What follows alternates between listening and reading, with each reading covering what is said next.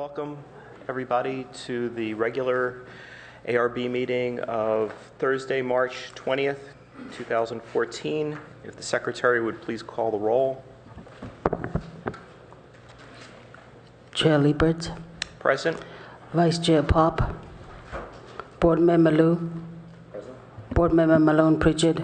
Present. Board Member Guyer. Here. Thank you. Okay, we have 4 present. We'll start with oral communication. If there's any members of the public that wish to speak to any item that is not on the agenda today, you may do so. And I have 2 speaker cards here, and it says it's item number 4, 3877 El Camino Real. And we don't have that on our agenda, and we don't have that on our subcommittee agenda. So if those people want to step forward, they may do so and speak at this time. That's Dorothy Bender, followed by Art Lieberman. Are either of those 2 people here?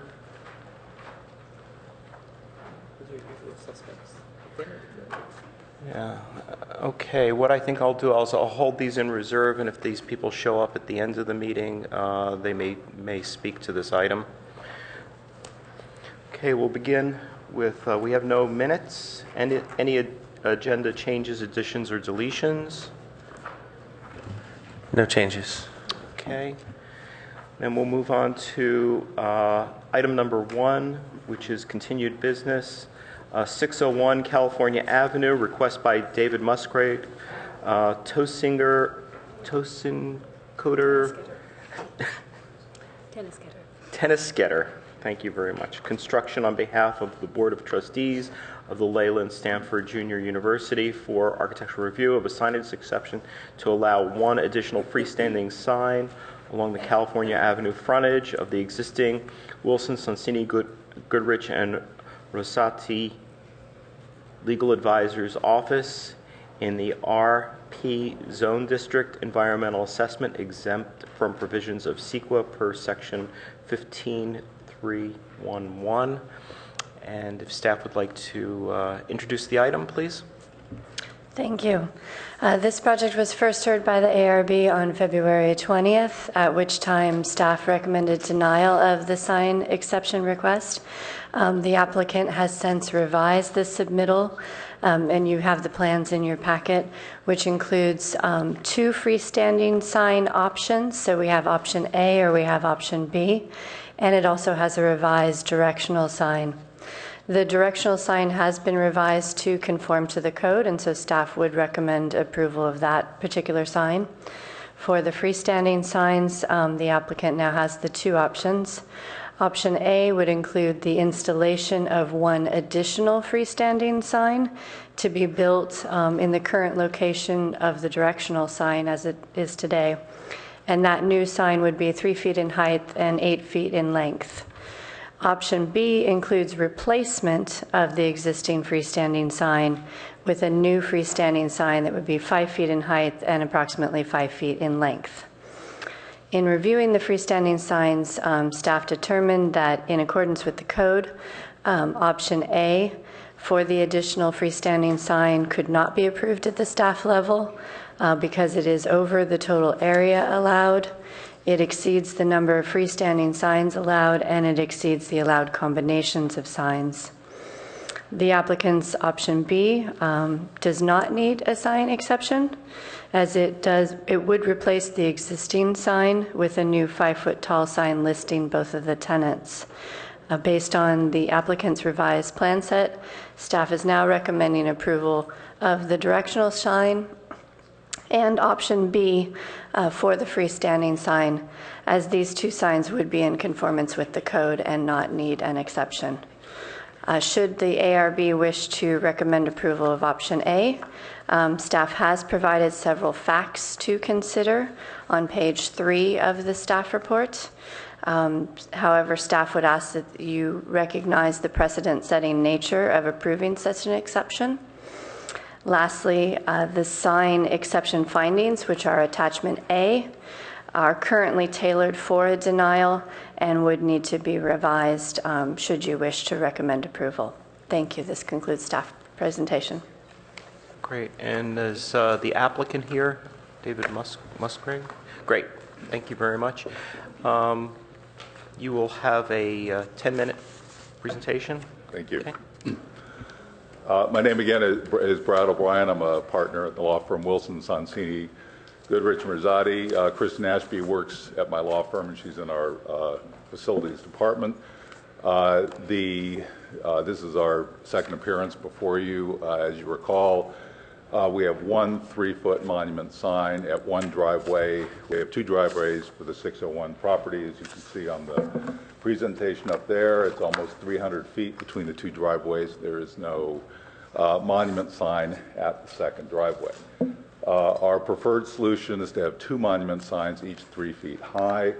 Our submission contains a 5-foot high, or a single 5-foot high sign, which is in compliance, does not require an exception to the sign code. That was submitted to contrast to show the 2 differences. We don't have approval from Stanford, who is the true applicant here, for the 5-foot sign. I believe they would approve it, but we have not submitted to them. Our preferred solution is the 2 3-foot monument signs. Inherent in our request for an exception is the fact that the sign area will increase and exceed the maximum of 27 feet. And that's because the way sign area is calculated takes into account the entire structure of the monument sign. So the whole face of a monument sign is counted.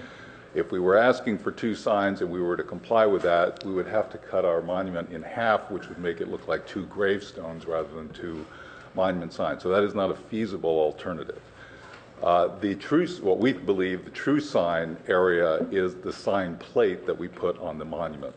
And our 2 sign plates, one is 7.195 square feet, the other is 13.13 square feet, for a total of 20.3 square feet, which is well below the 27 square feet permitted. When we go through the slideshow, we'll show you a 5-foot sign where the way the sign was constructed, the entire monument does appear to be the whole sign. Ours are different because the sign plate is a sign. So yes, we are asking for an exception. The way the sign area of 2 monument signs would be technically calculated exceeds maximum.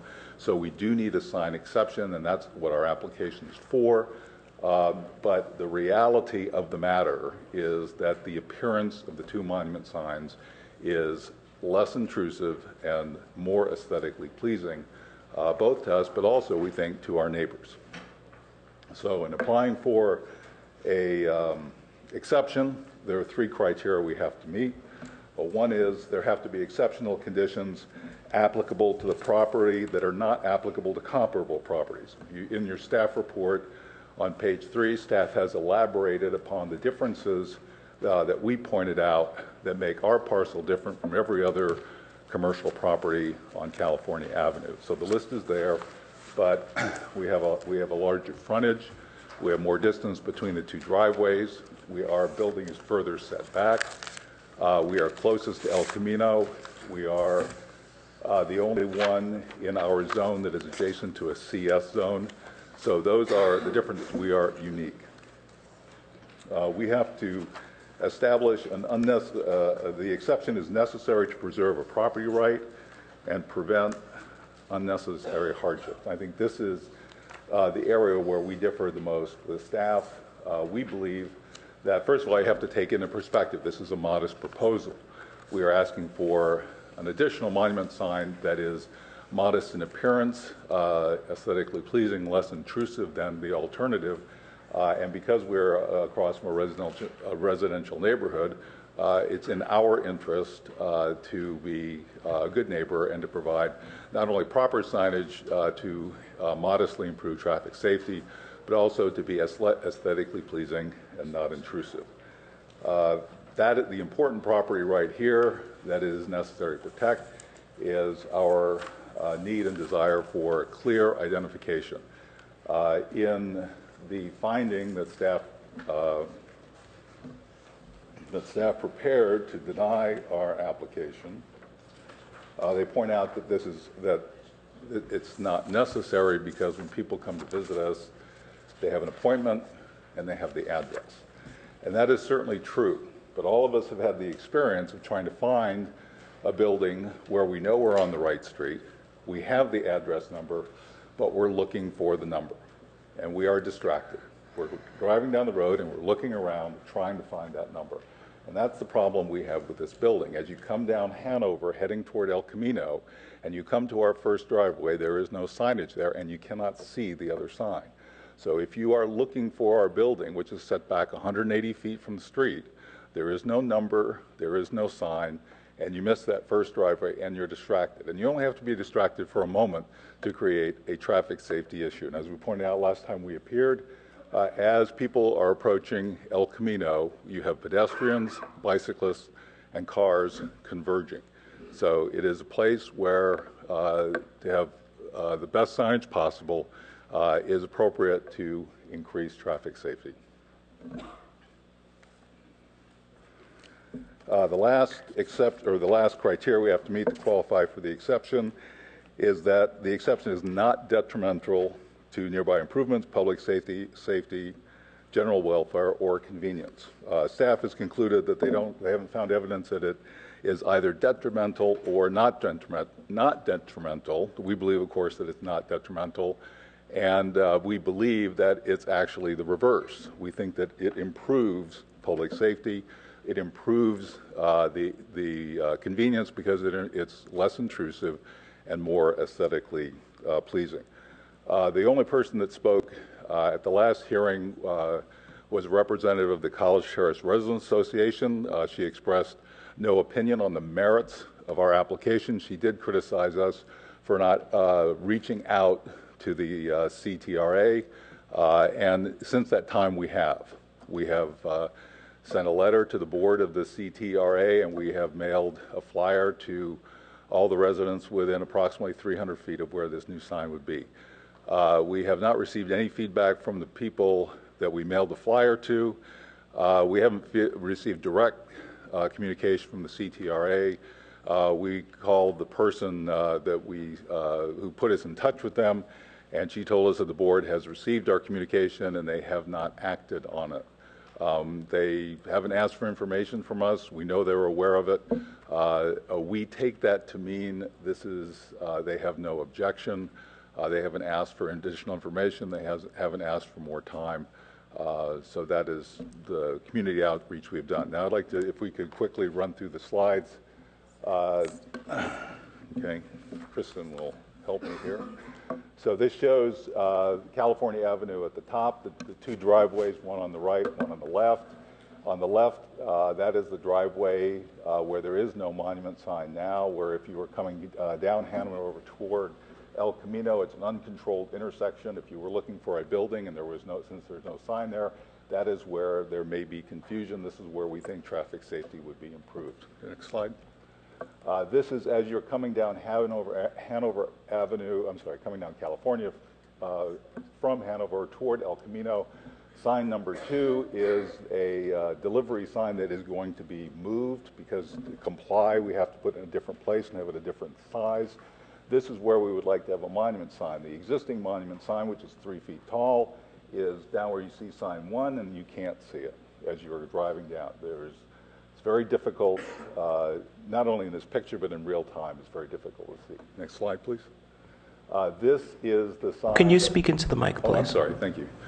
This is an existing 3-foot monument sign at our other building on Page Mill Road. This is substantially or almost exactly the way we would have the monument sign in its existing location with our sign plate. Next slide. This is a drawing of 3-foot monument sign with our sign plate that is 13 feet square. Next. This is the King and Spalding second monument sign that we're asking permission for that shows their sign plate. That's 7 feet square. Could you please wrap it up? Yes, thanks. Keep going. This is a 5-foot sign showing how you could have 2 signs if we were to have one monument 5 feet high. Next slide. This is to show perspective. Somebody standing next to a 3-foot monument sign. This shows the perspective of what a 5-foot sign looks like next to a 3-foot sign and how less aesthetically pleasing and more intrusive it could be. That doesn't mean it's a horrible sign or a bad sign, but it means 2 is less intrusive than 1. This is an existing 5-foot sign on California Avenue for the company Merck.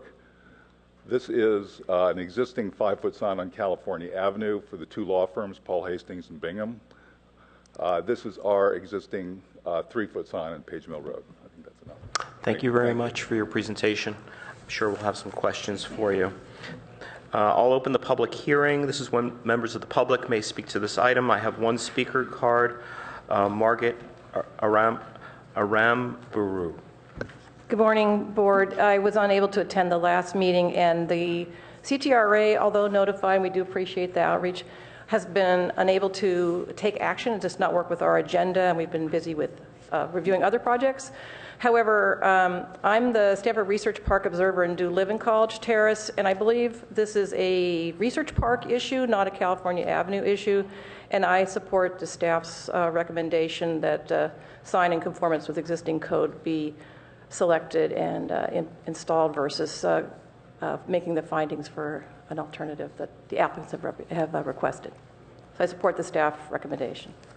Thank you. Great. And just a quick question for you. College Terrace Association will meet and take some sort of action? We thought that this might be wrapped up at today's meeting, so we did not see it. We'll be meeting the second Wednesday of April, so if that's necessary, we could do it at that time. Okay. There is an appeal period on this, so once we make our recommendation and the director makes a recommendation, there is an appeal period, so you do have time for the association to act if necessary. Thank you for that information. Thank you. Okay. Any other speakers for this item? Okay. I will close the public hearing, and we'll return to the board for comments, questions, and a motion. I'll begin with Board Member Liu. So thank you for your presentation. I actually don't really disagree with any of your arguments aesthetically.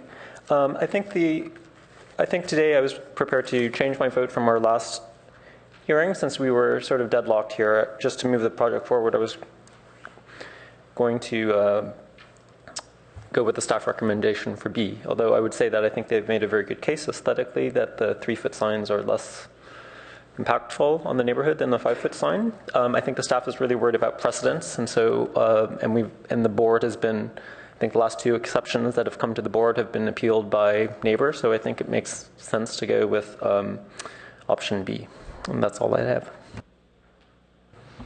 Board Member Guyer. Yeah, I feel the same way.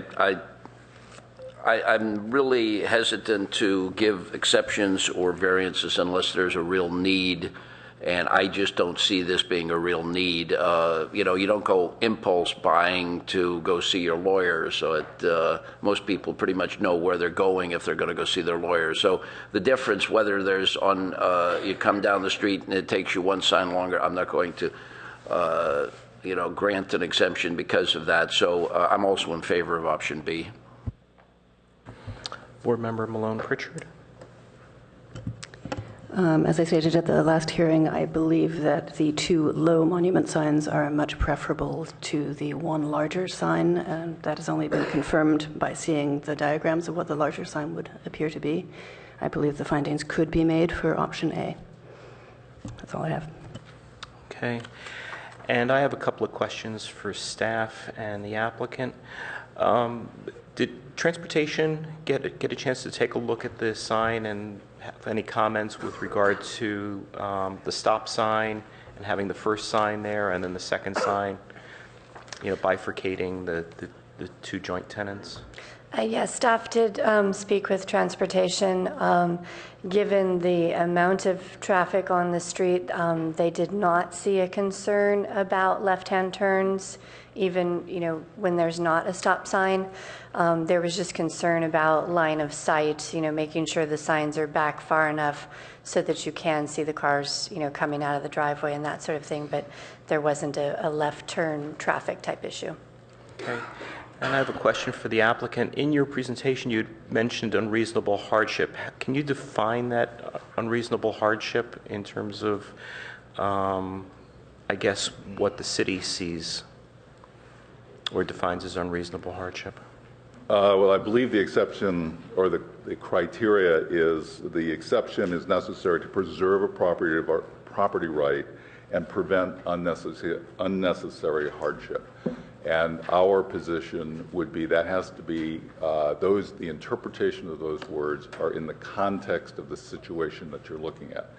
So there is not an extraordinary danger here. This is not.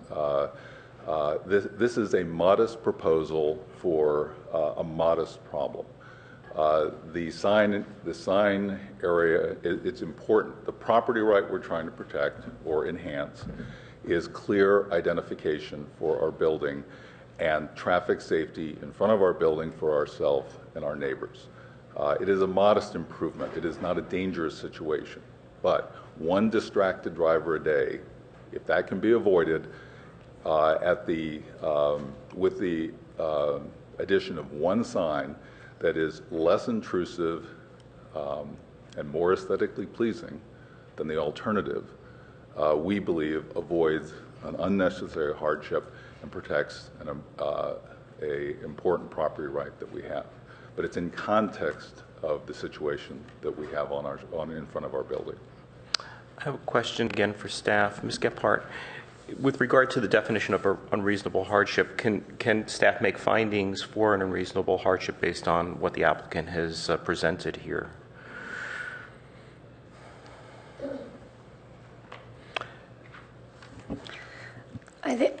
I think there is, a case to be made that the driveways are a fair distance apart. It is a fairly large frontage.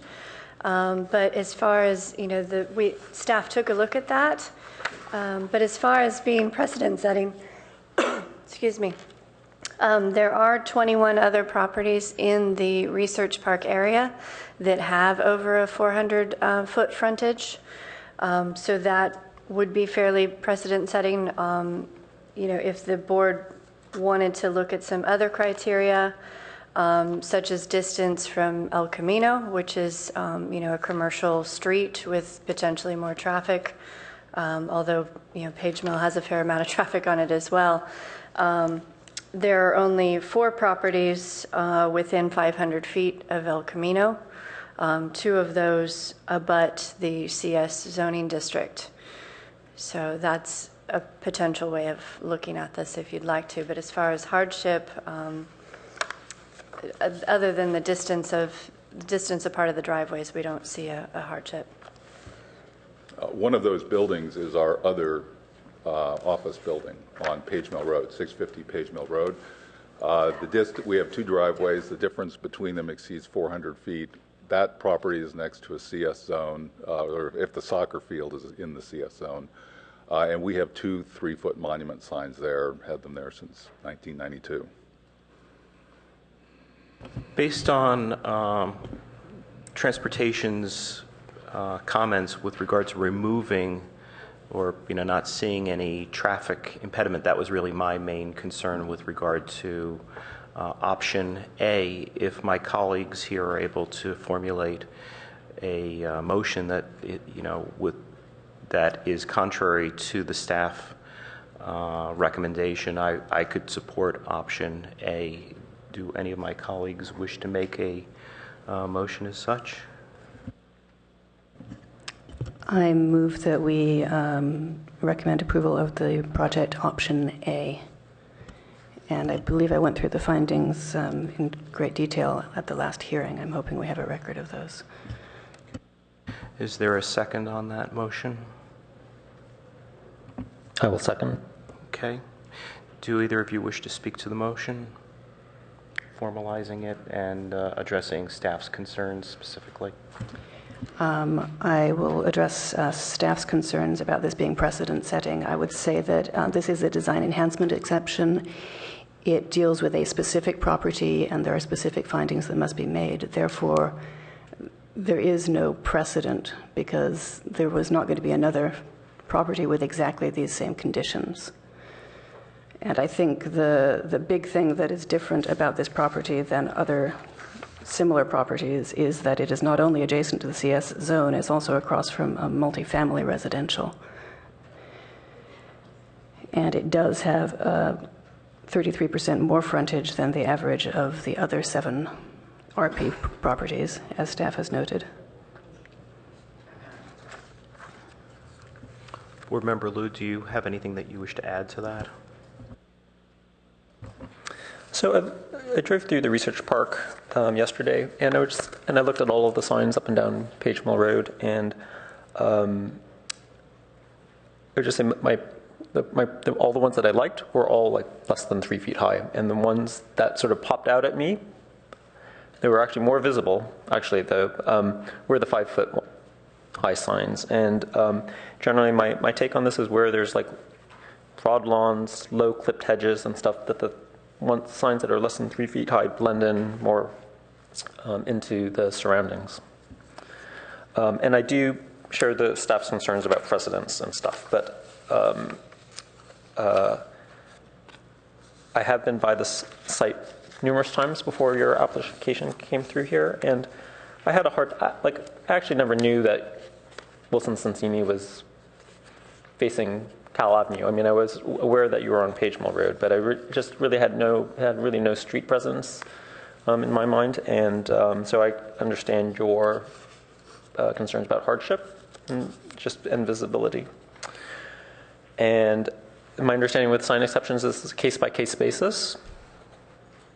So it's not necessarily, I know that on other exceptions, I know of others, I've heard anecdotally of other stories about people collecting precedents and coming to the staff saying these are all approved, but it has to come here. There were no sign exceptions that could just be staff approved.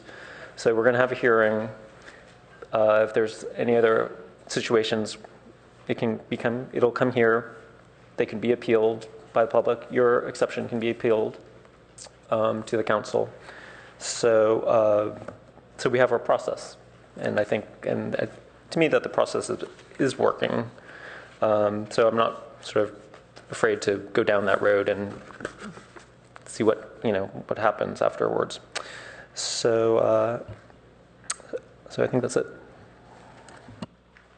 Board Member Guyer, do you have anything that you wish to add? Yeah, I mean, we keep talking about safety here, and the way I see it, having knowing what the various signs are, I think it's a lot safer to have one sign that's much more visible than 2 signs that are tougher to see. So to me, the 3-foot sign is a lot easier to miss, even if there's 2 of them, than the one 5-foot sign. So I don't buy the safety issue. Well, I think the existing sign is pretty handsome. I think it blends in very nicely, and the issue really is the additional signage here and the additional square footage. And it's incidental. I don't think it really makes that much of a difference on a property this large. You have such a large frontage there by which to measure the signage the signage. So I don't have a problem with supporting the motion here today. I do have to warn you, however, that there is an appeal period process, and the College Terrace Residents Association, as well as the any other resident of Palo Alto, has the ability to appeal it. So we can move forward with the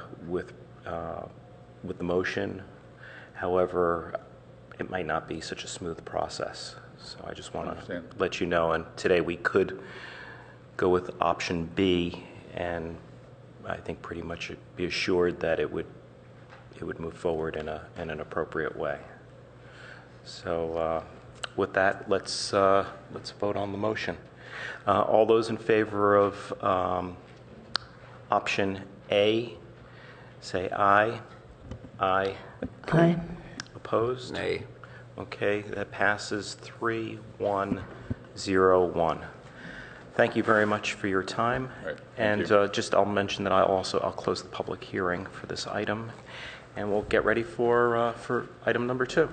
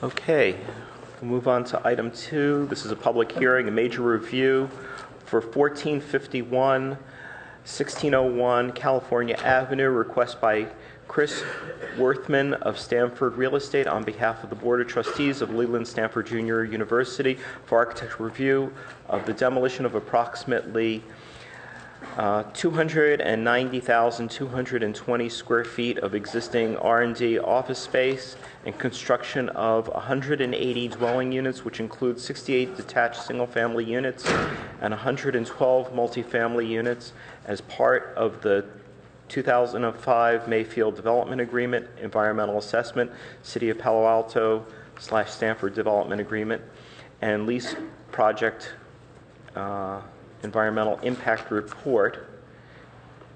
Do I have to read the state clearinghouse number? Do I have to read the state clearinghouse number on the, yeah, okay. And it's a zone district RP AS2. And with that, Ms. Gephardt, if you'd like to introduce the project, please. Thank you. The project site is a 17-acre site located at the southwest side of California Avenue and comprises 3 commercial properties at 1451, 1501, and 1601 California Avenue. They're currently developed with 3 office buildings and surface parking lots. The site is surrounded by single-family homes to the west, office buildings to the east and north, and multi-story residential development to the south. The proposed project is the replacement of these office buildings with 180 residential units.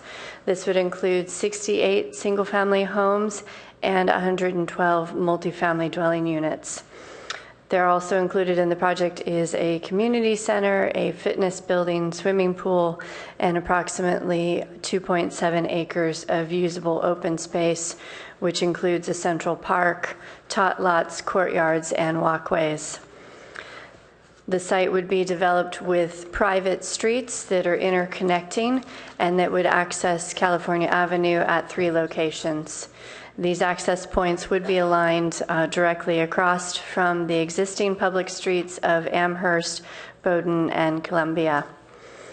The plan for the 68 dwelling units includes 11 different floor plans and 29 different architectural styles, a variety of which will be used along California Avenue.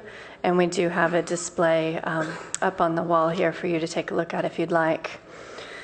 All of the detached homes would have 2-car garages, and many of them would have driveway aprons as well. For the multifamily units, they would also be provided with 2 parking spaces in below-grade parking basements. Also on the private streets, there would be 108 visitor parking spaces, which is above the requirement. And Stanford has also included 112 bicycle spaces, mostly in the basement of the multifamily buildings. We have performed an access and circulation analysis, which concluded that a majority of the traffic would be using the Columbia Street access point, given that's the direct route to the multifamily buildings. This is also a likely intersection for students to be using to walk to school. And so the city has included a condition of approval for installation of crosswalks and appropriate signage at this intersection. This proposed site is part of the Mayfield Development Agreement that was put together in 2005 with the City of Palo Alto and Stanford University.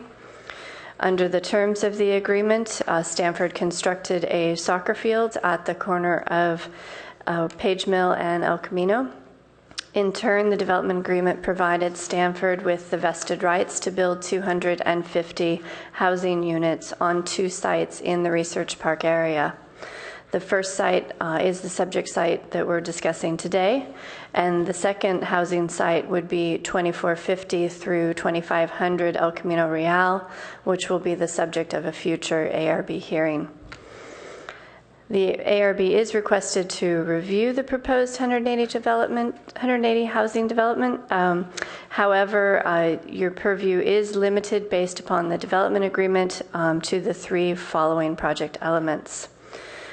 We are to determine the project's compliance with the AS2 development standards and architectural review findings. Number 2, we are to review and approve the lighting, noise, landscaping, and selection of exterior materials and finishes of the building and other structures. And 3, limit review to the California edge of the property to determine if the project approximates the horizontal rhythm of building to side yard setback and facade areas, including the relationship of the first and second stories, and reflects the eclectic nature of the design of the residence across the street. Staff has found that the project is in conformance with the AS2 standards, as further described in Attachment C. As far as landscaping, several existing trees will remain, and the city arborist and staff will continue to work with the applicant to ensure that there's adequate tree protection fencing. Regarding the height and massing of the dwelling units, we do believe that the proposal on California Avenue does reflect the eclectic nature of the homes across the street, but we would ask you to take a detailed review of that. And for environmental, as was stated, an environmental impact report has been prepared for this project. There have been some updated reports since that time. Staff reviewed all of those reports, performed an environmental confirmation memo, and determined that none of the impacts or conclusions in the EIR have changed. And therefore, all of the mitigation measures from the MMRP will be incorporated into the project as conditions of approval.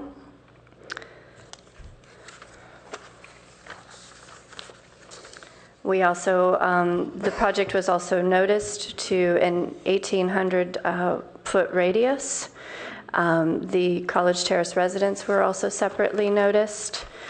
We do have several comment letters that we recently received, and these have been at places. We also have color and material boards, if you'd like to take a look at those. And we have had some discussions, recent discussions with Stanford. They do have some minor concerns about the conditions of approval. I think there's just some small tweaks about when exactly things have to be turned in and how exactly mechanical equipment has to be screened. They can discuss those in further detail, but I think they're minor enough that staff feels comfortable discussing those with the applicant. After the hearing, should you recommend approval, we could work out those minor changes after the hearing and move forward with the project. So staff is recommending approval of the proposed project, asking the ARB to recommend approval to the Director of Planning based on the architecture review findings and the conditions of approval. Thank you. Thank you. And before we move forward, do any of my colleagues have disclosures they wish to make? Yes. I got a telephone call from Mr. Worthman, I think it was Tuesday, and we talked for 10 minutes, something like that, on the phone. Do you have any disclosures? I did meet with the applicant actually about another project, and we briefly discussed this project, but no information was exchanged that is not in the packet. Vice Chair Pop? My disclosure is the same as Claire's. I met with the applicant about a separate project, and during that discussion we referred to this project, but no additional information was shared. Board Member Liu? And I exchanged emails with the applicant, but no information that's not in the packet was exchanged. And I'll disclose I was not contacted. I feel left out. Okay. Before we get going here, I see we have somebody here from transportation staff. Are they here to speak on this item also? Do you have anything that you want to add before we go to the applicant's presentation? You can join staff at the table. You're a staff member. Yeah. Rafael Rios from Transportation Department. I don't have anything to add, just here if you have any questions to answer any questions you may have. Okay, and if there are members of the public that have questions for transportation staff, he's here as well. And then, Ms. Gephardt, I have a couple of questions before we get procedural questions. Is this the only public hearing for this item, or does this go to Planning and Transportation? What is the route? What is the this goes to City Council? The proposed development, the ARB would be the final decision body unless the project was appealed. There is a tentative map and a final map that will go through the standard process, but as far as design, the ARB is the main decision body. Okay. And then with regard to the development agreement, that's already been bundled up and put to bed. And with regard to the EIR period is closed, and that's been bundled up and put to bed as well, correct? Okay. The staff is nodding their head, so I just want to That is correct. I just want to make that very clear. Yeah. Okay, with that, we will have a presentation by the applicant, and then you'll have 10 minutes. And then what I'd like to do is, I know that there's a representative here from Stanford, and they had some minor concerns, and I think we just simply have Stanford raise what their present what their minor concerns are, and then I'll open the public hearing, because I want to be able to have the public be able to respond to both the applicant as well as any of Stanford's concerns. Good morning. I'm Chris Wuthman. Thank you for this opportunity to be with you, board members. I'm with Stanford University Real Estate and manager of the California Avenue Mayfield housing project. As has been mentioned, this housing development is a second obligation following the soccer fields that we are fulfilling under the development agreement that the city initiated over 10 years ago regarding the future of the Stanford Research Park. The purpose of the agreement was to achieve community and environmental benefits, and specific rules were set to enable and govern implementation over 25 years.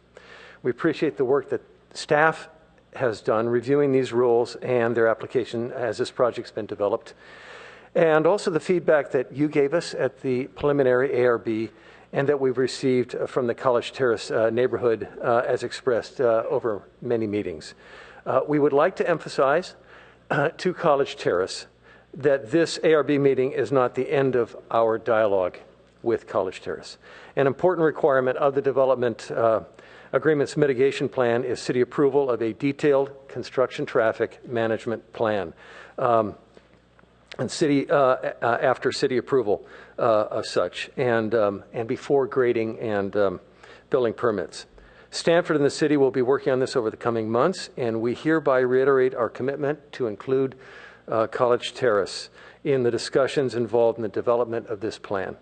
When construction commences, we will maintain an informational construction website and 24/7 hotline number whereby concerns can be brought to our immediate attention and receive response throughout the project's duration. This has been a successful means of regular communications, most recently used for the Olmsted and Comstock housing projects on the north side of College Terrace. Okay, switch. These major ARB plans represent project revisions and refinements in three main areas to respond to the preliminary ARB and staff and College Terrace comments. First, refined California Avenue frontage. We've reduced the number of front driveways from 7 to 4 out of 12 houses. We have refined roof pitches, and we have resized a large gap that existed between two of the houses in the area of greater topography. We've enhanced the quality and balance of the exterior materials of all of the homes, including incorporating some contemporary materials and styles along with the traditional plans. And finally, we have brought as recommended, a child's play area forward to Columbia Street for better visibility and access. Our project team will now illustrate these moves as well as address adherence to the development agreement requirements. Good morning. My name is Ron Nestor. I'm a senior principal with William Hedge-Mahalch Architects, and joining me today is my partner Bill Hedge-Mahalch, and we are the designers of the single-family homes. The California Avenue frontage is composed of 3 blocks that match the street grid of College Terrace. On the 3 blocks, there are 12 single-family homes along California Avenue. The ARB asked us to include the first home on Amherst at the intersection of California as a 13th home for your review. These 13 homes comprise 7 different floor plans in 11 architectural styles. 3 of them are one-story homes, and 2 homes have had their roof pitches reduced as suggested by the ARB. Per the requirements of the AS2 standards, the homes reflect the eclectic nature of the design of residences on the north side of the street. Next slide. The project will preserve street trees plus add additional street trees to fill in gaps. The homes will have a broadly diverse array of exterior materials, colors, textures, roof forms, roofing, accent elements, and details authentic to their particular styles, and you see a sampling of that on the bottom of the wall there. They will also have a high level of individualized front yards with additional trees, customized paving, and landscape. Of the 12 California frontage homes, only 4 have garages and driveways oriented to California, maintaining the continuity of the parkway and providing maximum street tree opportunities. Next slide. The homes approximate the horizontal rhythm of building to side yard setback and facade areas and the relationship of upper and lower stories of residential properties located across the street from or in the vicinity of the site. And distances between houses on California Avenue vary from about 10 feet up to 27 feet in areas where rear garages occur. On this block between Bowdoin and Amherst, the homes have been repositioned to lessen a large gap as suggested by ARB, and a Spanish-style courtyard home has been introduced in the middle of the block. Next slide. This photo montage was requested by the city, and it shows the end of California at Amherst Street, the existing house to the right, the pathway to Kite Hill in the center, and the first house, or the 13th house, shown to the left. And the uphill side of Amherst is designed to reflect existing Amherst with uphill sloping front yards. Next slide. This slide demonstrates some of the variety of homes along California Avenue. The first example is a Spanish-style home with red clay tile roofs, Santa Barbara finished stucco, ornamental tile and iron detailing, and a wood-trimmed Spanish bay window. Another example is a split-level brick prairie house at the corner of Amherst that features extensive brick detailing, cast stone caps, and detail elements, a broad porch, and a second-floor roofed balcony. And a third example is a craftsman-styled home that features fiber cement shingle siding with an articulated brick base, painted wood trim with distinctive craftsman-shaped details, and textured asphalt shingled roofing. And now let me introduce David Israel.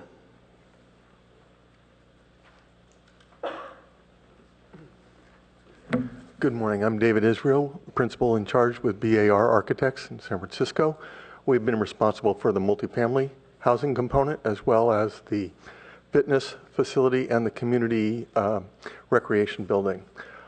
In response to the input that we received from ARB, the primary changes to the multifamily have included further enrichment and variety in the materials applied to include a combination of cement fiber panels, both horizontal and vertical cementitious siding, individual board siding, as well as board form concrete at the base of the building and stone on certain accent panels, both at entry and major arrival points in the project.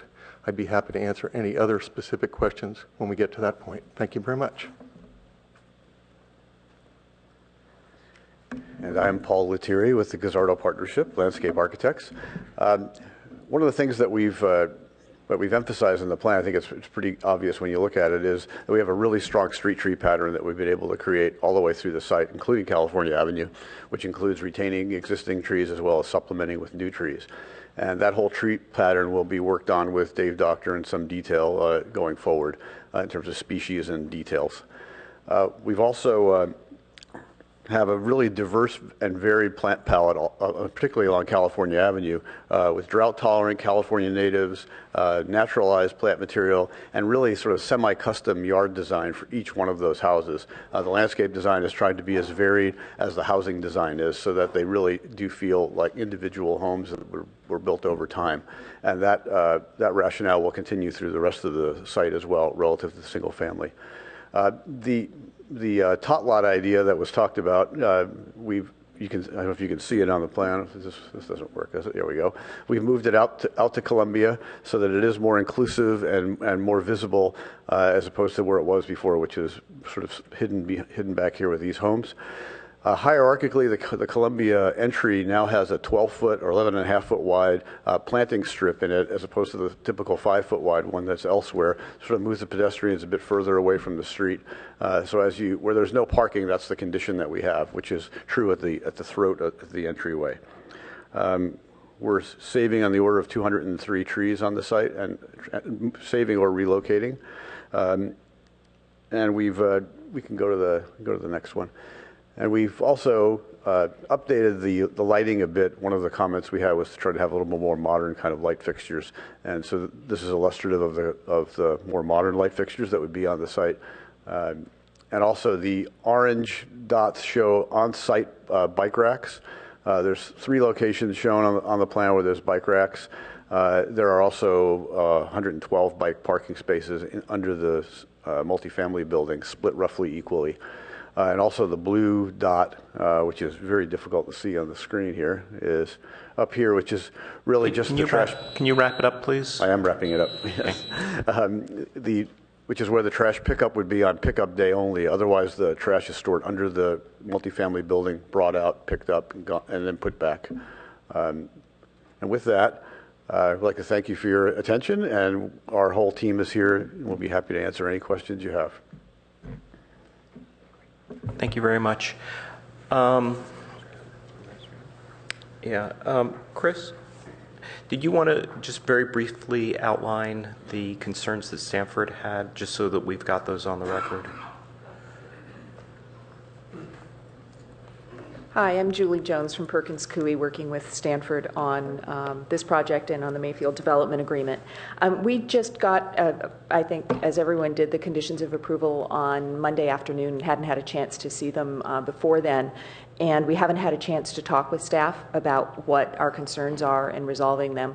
Most of them are completely, minor technical points. The other points in here that I had noticed and we haven't yet had a chance to go through are things like construction noise. We think that there are some statements made about construction noise, for example, that we think are not quite matching what's in the construction ordinance, the noise ordinance. We don't intend to have construction from 8 a.m. to 8 p.m. Monday through Friday. Our understanding of the requirements is 8 a.m. to 6 p.m. That's just an example of the kind of thing that we'd like to clean up. There's an indemnity provision in here that we haven't seen in other Mayfield approvals, so we want to discuss that with the city. There are some timing questions and kind of minor, I think there are some tree questions that we'd like to resolve. But as I say, we haven't had a chance to discuss those yet with staff and anticipate that we would be able to do that in the next few days and clean these up. Yeah, I appreciate that. What I want to try to avoid is, if we do move forward and we do approve the project today, I want to avoid any substantive changes that would have to return either to the board or the subcommittee. And so that's really the main reason why I want them on the record. Do you have anything else that you want to add to that? I don't, and I think all of the types of things that we're talking about are types of issues that are not within the scope of of what ARB is discussing. They're much more the type of ordinary, staff, various city department conditions of approval that you would see in any project. So I don't think there's anything in here that would involve coming back to ARB for further discussion. But of course, we would discuss that with the city. Okay. I see that we have Kara Silver here today. Kara, is there anything that you need to add to that as well from a legal point of view? Okay, great. Thank you very much. With that, what I will do is I'm going to open the public hearing. I have a number of speaker cards. You'll all have 3 minutes apiece. If anyone has not handed in a speaker card, then please do so at this time. The first speaker will be Brent Barker, followed by Margaret Aramburu. Good morning. Chairman Lippert and board members, thank you for the opportunity to speak. My name is Brent Barker. I'm president of the College Terrace Residents Association. You're going to hear 3 sets of issues today. The first set really within the purview of the ARB and other concerns outside. The construction traffic before the project begins and the traffic after the project begins. And these were the 2 conditions that we set forward in a petition to Stanford University about 3-4 weeks ago, signed by 600 residents at College Terrace expressing our concerns. We wanted all traffic off of California Avenue, all construction traffic, and we were hoping for a relief road, if you will, a route outside after the construction was complete.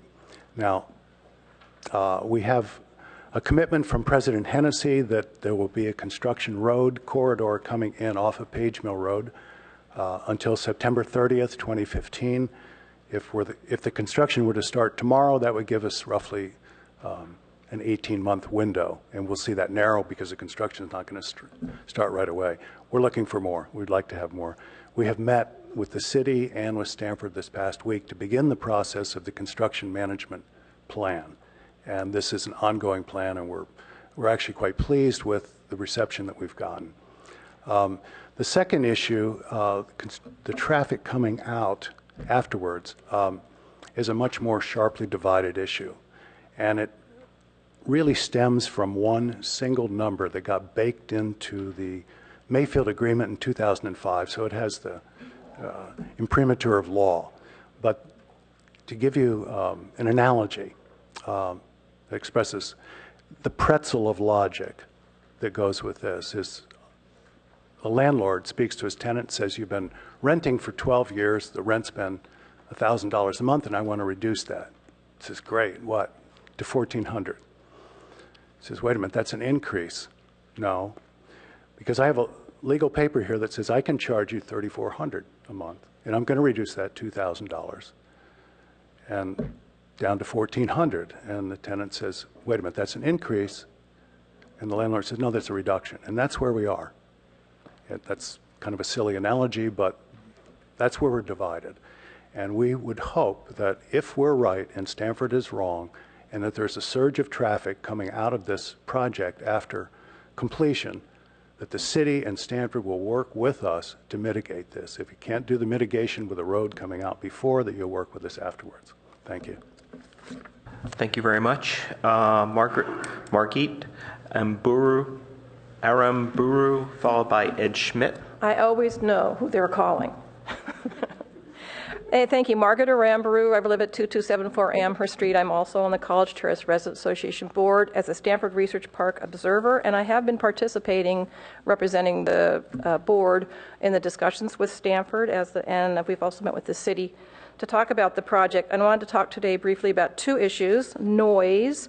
The staff report says the ambient noise on California is about 60. The EIR noise levels monitored by the EIP associates was 57.6.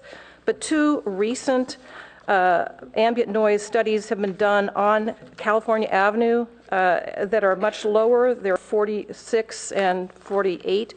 So we'd like to recommend that a new ambient noise study be done as a reference point when all commercial or all the business activities leave the project site, and then that would be an appropriate reference for the conditions that are in the staff conditions of approval. And then also thank you for correcting that it's construction only goes until 6 p.m. When I saw that 8 p.m., my eyes kind of rolled around my head. So that would be extremely helpful to correct the condition of approval 8A. And then adding the new ambient noise level could be added to staff approval 9. And then at the last meeting, the board talked a lot about connectivity and linkages, and there is a condition at the city for them to review the streets linking up to the public streets and the curb cuts, et cetera. For local schools, we're still waiting to hear, because the school district has not yet decided if the children will go to Nixon up that Kite Hill path, which you'd hope that would get redone, which has not yet been proposed, or to Escondido. For both those options, we would like to support continued work on a safe path to school for the children. For Nixon students, they would definitely need to redo that Kite Hill path.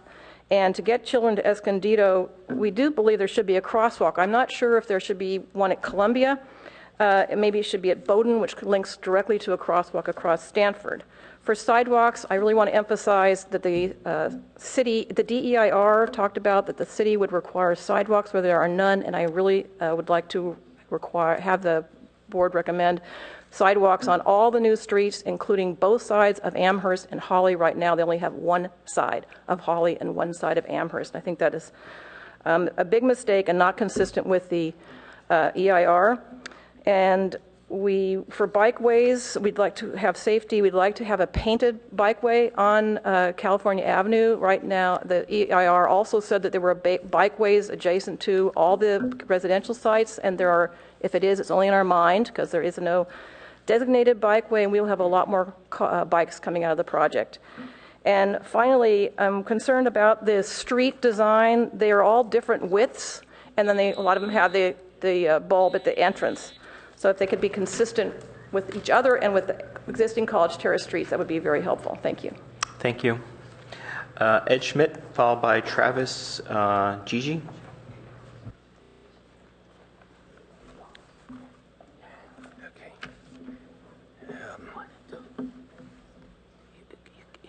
Hi, I'm Ed Schmidt, and I've been at Columbia. I lived at Columbia Street for the last 27 years. I've been a resident in Palo Alto for the last 45.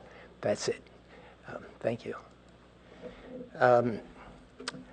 I've worked in an industry where there was a lot of scrutiny, peer review, and things like that. And when I read this last report by Hexagon, I was really appalled by the way they've stretched the truth and made it made exaggerations, like the example that Brent started talking about, and I will continue here. The Traffic Engineers Institute have put together a set of tables, and this is how they misuse them. They put down all the data from different square footage of different, in this case, office buildings. Instead of using R&D facilities, they use office building tables. Those are the data points that are exposed, and then they do the best curve fit through those data points. Let me see if I can do this. I don't know if you can see the yellow line there, but it does cover all those points. And then that yellow triangle is the estimated points based on the amount of square footage that the buildings that are being torn down would have. And they say, okay, well, that's the amount of traffic that was produced there. Well, that wasn't done. That red line was produced as some average value, giving you the red triangle, which is almost twice as big as the yellow triangle. So that's just an example. I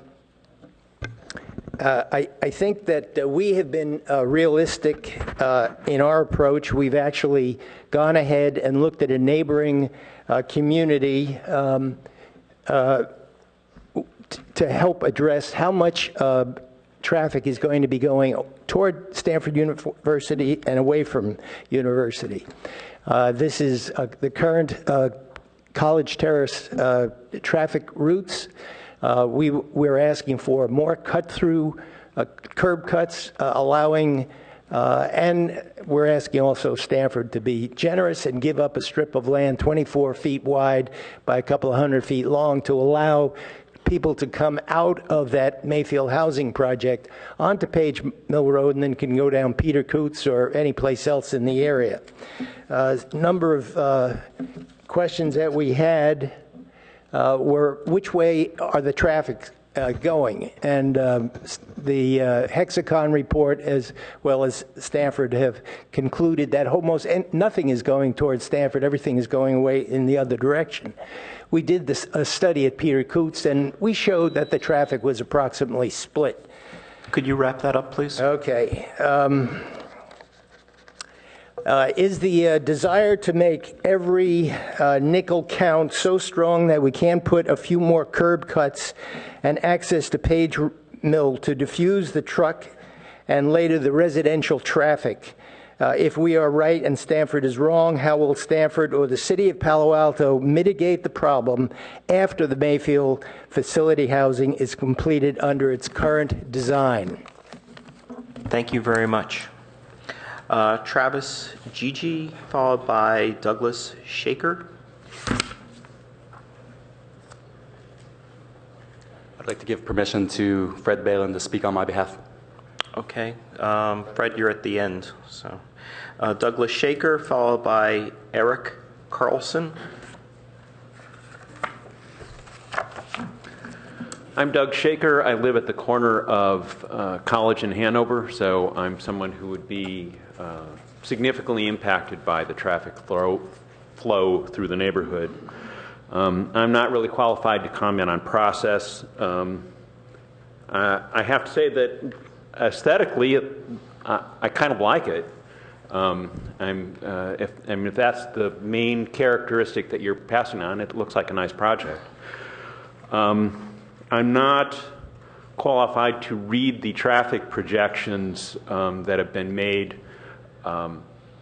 in the EIR or the criticisms there too, but to me as a citizen, as a resident, the idea that the traffic through the neighborhood won't be significantly increased kind of strains my credulity.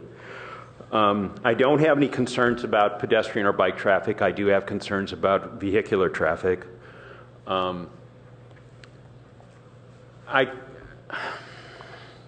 In some ways, I guess what I just want to say is if the traffic turns out to be really bad, College Terrace is relatively well organized and politically active. I've heard people of other neighborhoods in Palo Alto say, why does College Terrace always get what they want? Well, we're well organized and politically active. I believe there will be a response if the traffic through the neighborhood is excessive.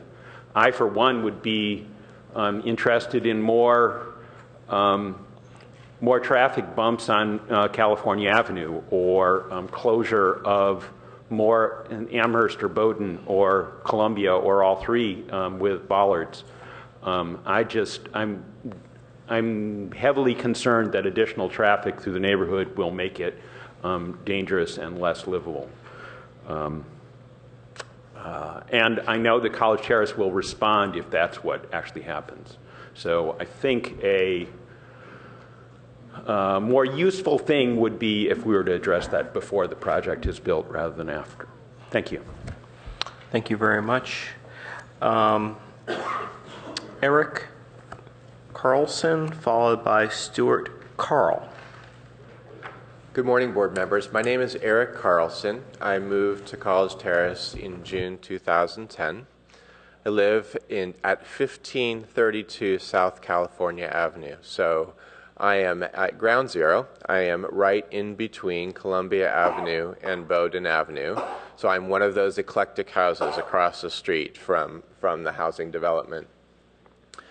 I live there with my wife and two daughters, my 5th grade daughter and my 8th grade daughter. Next door to us is a single mom with her daughter, who is 14 years old. And on the corner of California and Bowdoin is a house with 3 girls under the age of 7. So on the block directly across the street from the only 2 out of the 3 outlets of the 180 housing unit live 7 girls, and we're not an exception to the neighborhood. 7 young girls who are learning to bike ride, who are learning to rollerblade, who are having lemonade stands out in the front. What I'd like to say is that one of the things I love about College Terrace is that the children use the neighborhood. They are growing up there, and in fact, we are teaching them to cross the streets and look both ways and so forth, and no doubt about that, that plays a role. But my hope is that as a neighbor, Stanford University, they would recognize that they would want to do everything possible to ensure the safety of the children in the neighborhood. And in fact, having only 2 outlets or 3 outlets going directly onto California Avenue is a compromise to that safety. The fact is that with more outlets out to Page Mill or perhaps down to Hanover, the traffic would be relieved and the safety of our children will be better ensured. Thank you. Thank you very much. Eric, I'm sorry. Stuart Carl, followed by Anne Latitrig. Oh, Anne Latar. I'm not even going to go for the middle name. Ballin.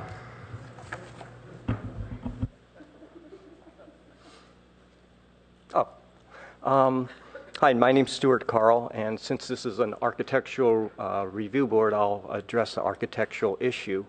I would like to strongly disagree with the architects and staff that they have managed to capture the character of College Terrace. As I look at the project, what it feels like to me is I have this impression of camouflage. During World War II, you would, from a distance, put different coverings on things to disguise them as something else. And that's really what I feel like this project is a kind of a Disneyland version of College Terrace. And they've really failed to capture the real character of our neighborhood. And I think the reason that is because College Terrace has 800 houses and probably 800 architects. And what we have is one architect, 13 floor plans, and a variety of fake architectural styles applied to the outside of the houses. And I think that's why they have failed to capture the true nature of our neighborhood, which grew organically. Really what we have here is a planned community disguised or camouflaged to look like College Terrace. Thank you. Thank you very much. Anne Lafargue. Huh? Lafargue. Oh, that's a F. Okay, Yeah, thank sorry, you. Mike. Lafargue Ballin. Good. Yes, okay. Yeah. Great. Good morning, board. My name is Anne Lafargue Ballin, and I'm a native Palo Alton. I live on the corner of Columbia and California Avenue. And I would basically agree, I wouldn't say maybe Disneyland, but I would agree with Stuart that it's a proximity. It doesn't feel authentic. I still feel the ARB, the Stanford, the applicant, the architects have not really gone and done outreach enough since the last meeting with you to talk with us. There's really, the architect, the builder, or the applicant could have done more regarding these fronting properties. So on Block 1, Dartmouth to Columbia, in College Terrace, the styles are European cottage, Cape Cod, and bungalow. There are 4 parcels proposed for the Mayfield site. Therefore, the horizontal rhythm of the building to side yard setback loses much meaning when side yards across California Avenue are offset. Shouldn't there only be 3 homes on the Mayfield site as well? We live in a single-story California bungalow built in 1918 with a 100-foot section on California Avenue that includes main house and detached 2-car garage. See the photos. Okay, the proposed Mayfield single-family home across the street on Lot 4, it's called Lane Woods, under floor plan 9, SF.18, is 2 stories high, and the massing and relationship of first and second stories does not approximate ours, as we have no second story. We have a simple, gabled pitched roof. Lane Woods has a dormer, a second story with a dormer. As for the facade, our front door and entranceway is on Columbia Street, so again, there is no approximation. The one-story Spanish style home on Lot 3 is much more compatible. We ask that you recommend that the Spanish style be across from our home at the corner of Columbia Street. Either one of the two planned 9 buildings on this block is better suited across from the Cape Cod in the center of the block. The other should be removed, and a single-story structure should be placed as the third and final Mayfield house on the block across from the European Cottage at the corner of Dartmouth and Columbia. Thank you. Thank you. Getting down to the bottom of the list here, so if there are any other speakers, members of the public that wish to speak to this item, please fill out a speaker card and give it to the clerk. We'll go with Karina Chang, followed by Fred Ballin. Hello, Board. I'm Karina Chang. I'm born and raised on 2321 Amherst Street since the 50s. So my comparison is fields and horses from El Camino all the way past 280. 280 was not built.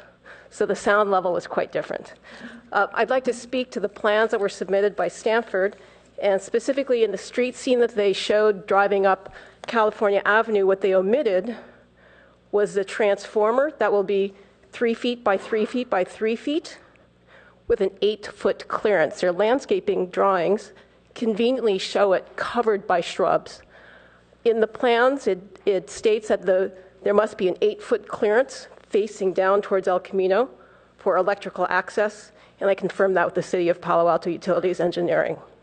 So the landscape drawings are misleading regarding the visible nature of that, and so that is not consistent with the rhythm and harmony of the neighborhood. I'd also like to talk about the 2-story garages, the 2-car garages. There are 4 2-car garages on California Avenue, and they all have a second story above them. If you look at the existing homes, there's only 3 houses that I could see that had 2-car garages. The one that the balance have has nothing above it. It's freestanding. It's 1 story for a 2-car garage. There's another one, but it's behind the house at Dartmouth and California, so it's hidden from the street. There may be other ones that I couldn't see, and the only other one between Amherst and Bowdoin is recessed into the ground so that the residential floor that's above it is really a first floor. So the massing is quite different. Also on parking, the AS2 states that no parking is permitted within the 20-foot setback. 2 of the 4 garages facing California have wide aprons, wider than a driveway. They take up over 35%, possibly 50% of the fronting width of the lot, and will presumably be used for parking, besides turning around. I'd also like to mention that there's a house at Lot 7. Oh, I sent a handout to you, so it should be in your packet. There's a porte cochere at Lot 7. For those of us who don't know what a porte cochere is, when you go to a gas station and you're standing under that roof, that's a porte cochere.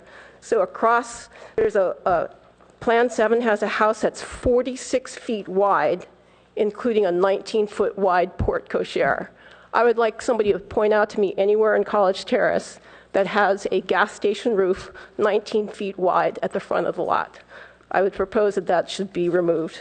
There are other Plan 7s that don't have it. And then I'd also like to just point out that there are air conditioners in the fronts of the house that create noise. Again, no air conditioners in the front of the house. They could, like the rest of the homes, they could be moved to the back. 8 of the 12 houses have the air conditioner in the back. The ones on the side should go in the back. And please have Stanford observe the fence laws and observe the site distance triangle so that cars can back out of the driveway without having their view obscured by the fences. Thank you very much. Thank you. Okay, we have Fred Ballin, and Fred Ballin is actually going to be speaking for Doria Suma Seed. and Travis Gigi. So you will have a total of 9 minutes, Mr. Ballin. This will be under 6. Please don't start till we're all queued up. And following Mr. Ballin will be Lee Brokaw.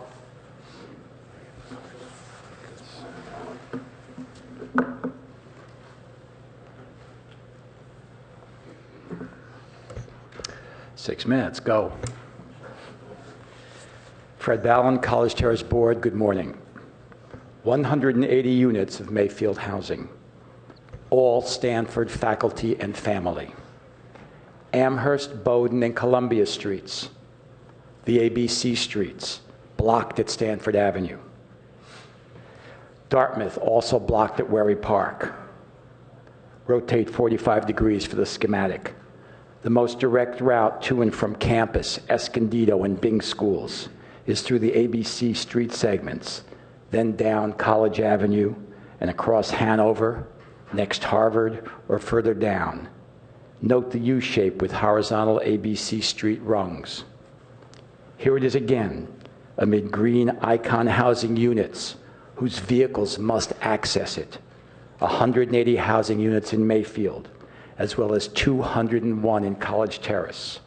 Mayfield almost doubles the number of homes and arguably doubles the number of vehicle trips along this ladder-shaped corridor. But now look inside Mayfield. 68 single-family, 112 multifamily residences. As the vehicles exit, they will distribute towards Stanford or down California Avenue. But first, all of them will traverse the smaller, more congested Mayfield streets. With 75% on the Columbia Street extension, because it is the route for the garage under the multifamily complex. Crowded? Not to worry, alternate modes of travel, we are assured, will handle it. But our resident team sat outside Peter Coots housing, next door to us, for 2 days counting cars. And the reductions were much, much less than claimed by Stanford's consultants that were claimed for Mayfield.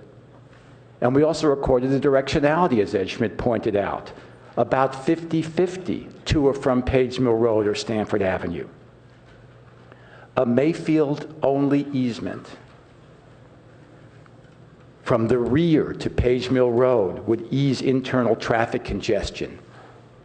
The university calls this an incompatible use. But at the Mayfield El Camino site, the only road will be rear easements, will be via a rear easement between the surrounding banks. Eduardo Martinez, as courteous and respected a planning commissioner as you will find, said, "Our hands are tied, but Stanford, your hands are not." Your response that it's incompatible to do this or that strikes me as very arrogant. Go back to your community and to your neighbors and make it work better for them. And what about access for emergency vehicles and potential evacuation? The California Code allows an exception to a second access road if there are sprinklers in the multi-story building. But should it be invoked if the travel is longer and more congested? Here's the code. What can be done? Review board members, skillfully address the items within your purview, but you have a right, even an obligation, to speak to the needs of future residents.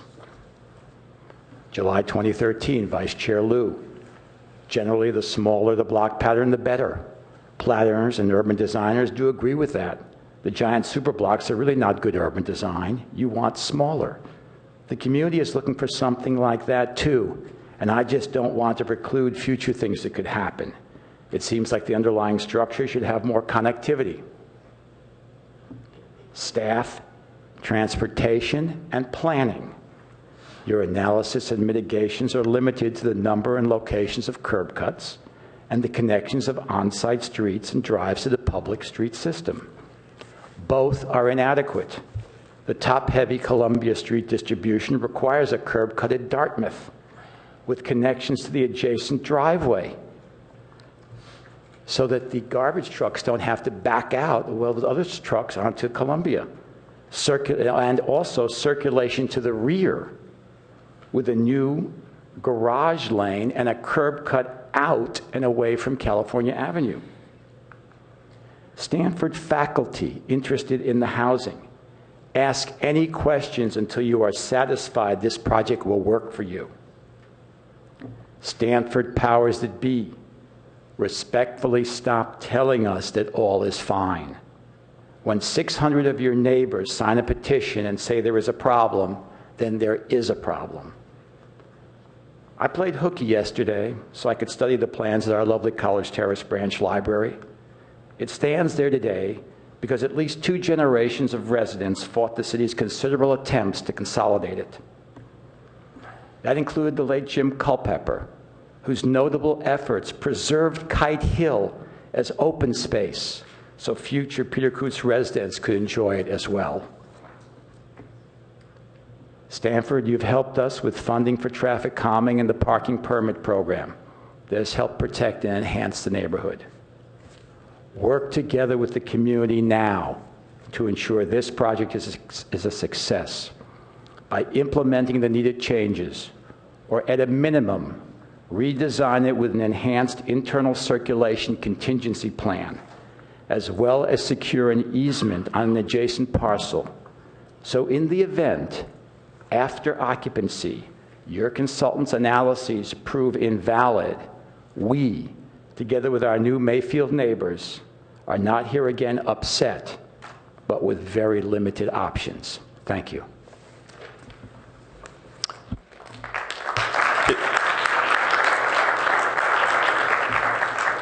There'll be no applause. This is a public hearing, and what it does is it discourages other members of the public from speaking, whether you express emotion either by clapping or jeering. It's just not appropriate here. So I appreciate your compliance with that. Mr. Brokaw, you'll be our last speaker unless I get another speaker card, and then we will take a 5-minute recess and then reconvene. My name's Lee Brokaw. I've lived for 40 years at 2080 Hanover. That's halfway between Stanford and College. I lived there when it was a raceway, before Jim Culpepper was able to get the barricades in to have traffic calming. And what we have right now with the mothers in the SUVs and the 1 child per vehicle dropping kids off at 8 o'clock for Escondido School, sometimes parking in our driveways when we come out and say, but you can't park here, and they say, don't worry, I'll be right back, I'm walking my kid to school. We've got a bottleneck of traffic at 8 o'clock. The traffic impact from this additional housing on Hanover Street is going to be a nightmare. The fire department and the paramedics multiple times a day go roaring down Hanover Street to parts unknown towards Stanford campus. When they have not been going by with their lights flashing, I have walked out into the street and stopped them. And I have said, what are you going to do when you have an emergency at 8 o'clock in the morning and Hanover Street is bumper to bumper people trying to get through that intersection at Stanford and Hanover?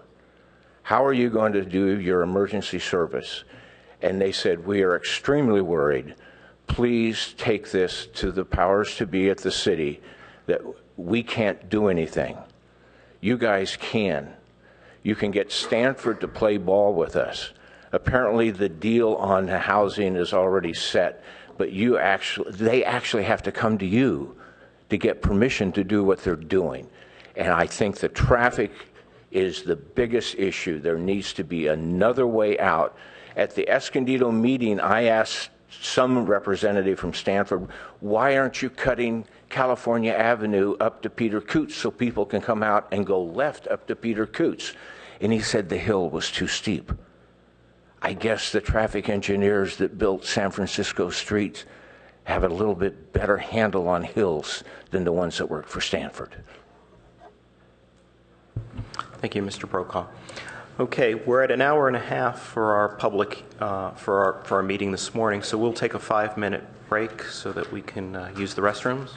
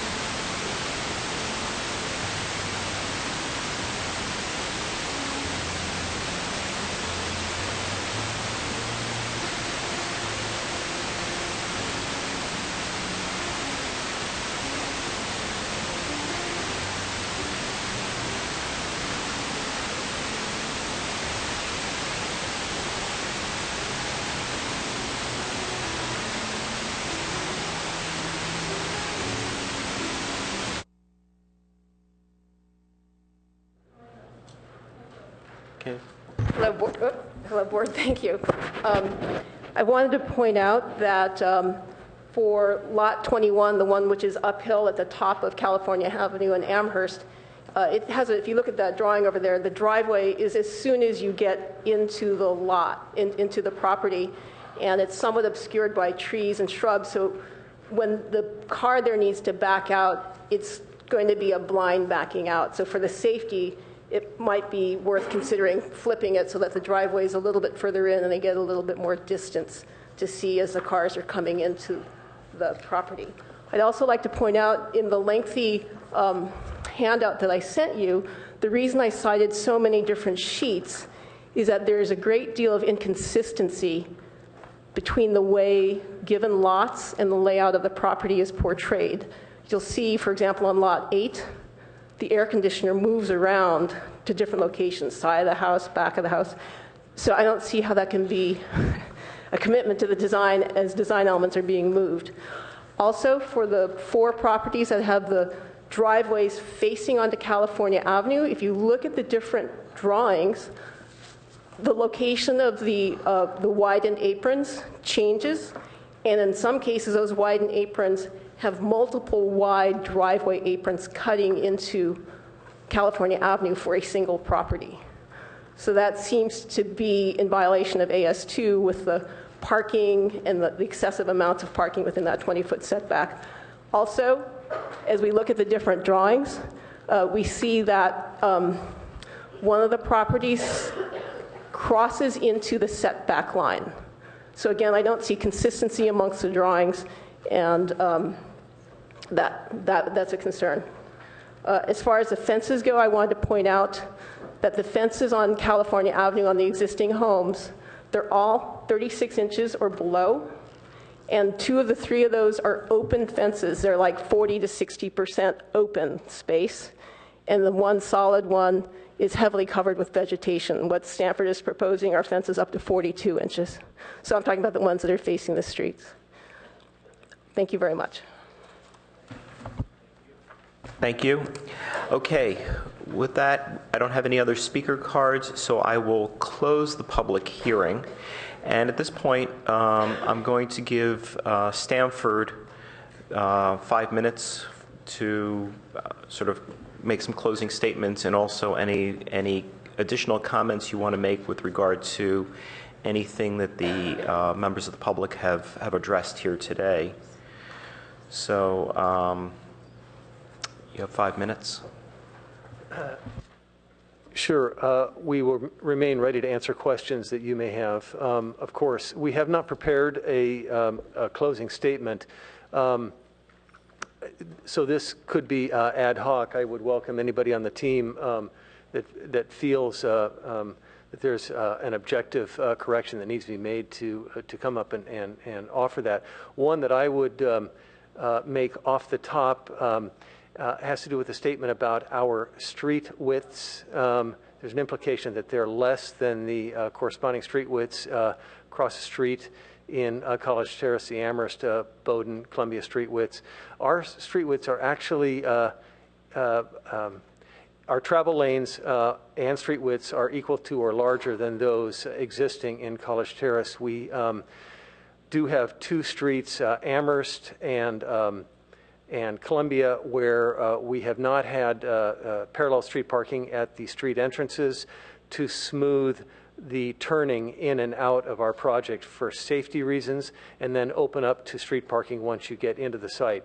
Our travel lanes at those quote-unquote narrowed entrances are actually 12-foot travel lanes versus the 11-foot travel lanes otherwise in our project and otherwise in College Terrace. So we actually have larger travel lanes for better and safer turning. Once inside our project, we have 11-foot travel lanes and 7-foot parking, which is equal to College Terrace, actually. So that's a correction I wanted to make. A statement with respect to the one sidewalk on Amherst. The reason that was done is that's the area of greatest topography in our site, and so some of our lots are lost to slope. In an interest of maintaining reasonable lot sizes there, we looked at the possibility of just one sidewalk on that lot to leave as much land in this topographic area for lot area. And we felt since the sidewalks on this block serve the fewest number of residences in the project, that one sidewalk on that block would be appropriate. Yeah, with respect to the extensive traffic conversations, again, these topics were extensively dealt with during the development agreement analysis and adoption in the EIR and development agreement process. I will say that as required, we've had a third-party access and circulation memo done, a technical engineering memo done for transportation. 2/3 of the units are on Columbia Street. The projection there is that during the AM peak, one vehicle will be coming out Columbia Street every minute and 3/4. And that's the peak hour traffic on Columbia. To answer that question, what kind of traffic will there be on Columbia? Staff has recommended in the conditions of approval the addition of crosswalks and a stop sign on California Avenue as a condition on our project. We do not object to that. And if staff requires it and College Terrace neighborhood supports it, we certainly will comply with that. Yes. Thanks, Jean McCown, Stanford University. I wanted to comment on one aspect of some of the concerns that you heard, and this has to do with this question of how will faculty residents who live in these new homes get to campus. It's not in your purview, but I just want to make two quick points. Our data over the last 10 years, and this is actual data of our transportation demand programs, has shown that we have succeeded in dropping the drive-alone percentage of people who come to campus to work from 70%, so 70% in 2000 a single person would drive in a car to get to campus. It's now under 50%. It's now in like 48% as a result of a myriad of different programs. I won't get into the details. Secondly, faculty members who live on our campus neighborhoods, including the neighborhoods up near Peter Coots and within 1.5 miles, I believe, of campus, only 36% of the faculty who are eligible to buy a parking permit to park on campus actually buy a parking permit. I think that's an indicator, that's actually real data. It's an indicator of the extent to which our nearby faculty members take advantage of the closeness to be able to walk and get to their work walking and bicycling or taking Margarita and not driving. I have just a quick question, a follow-up. Does as part of this proposal, is the Margaret shuttle going to be going? It definitely, it currently runs right there to the corner of California and Hanover.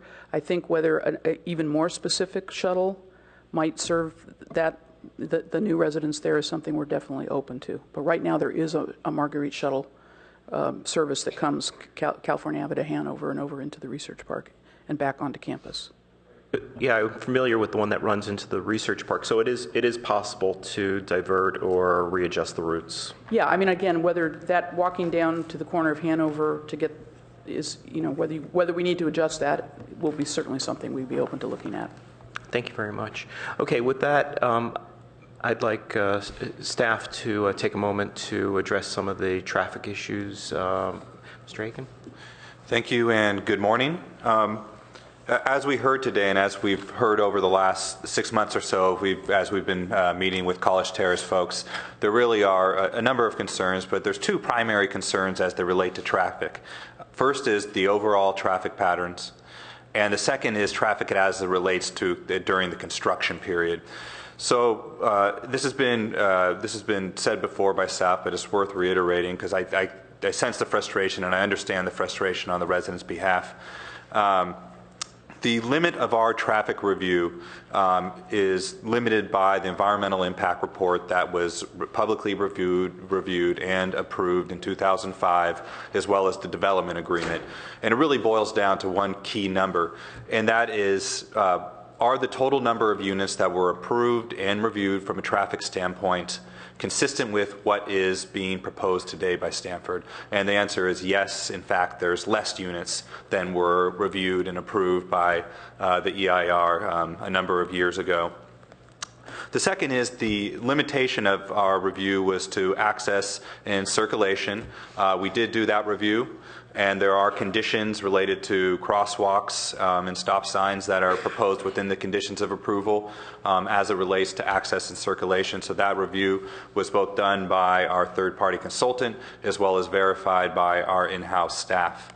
As it relates to construction traffic, we've had a number of meetings, including a kickoff meeting with some of the most involved College Terrace folks earlier this week with our public works staff as well as planning staff, and we are committed and we encourage the College Terrace residents to remain committed to having these meetings and better understanding how we could relieve any temporary construction traffic to the best of our legal abilities, and that's going to be working with our public works staff to the maximum extent possible during this process.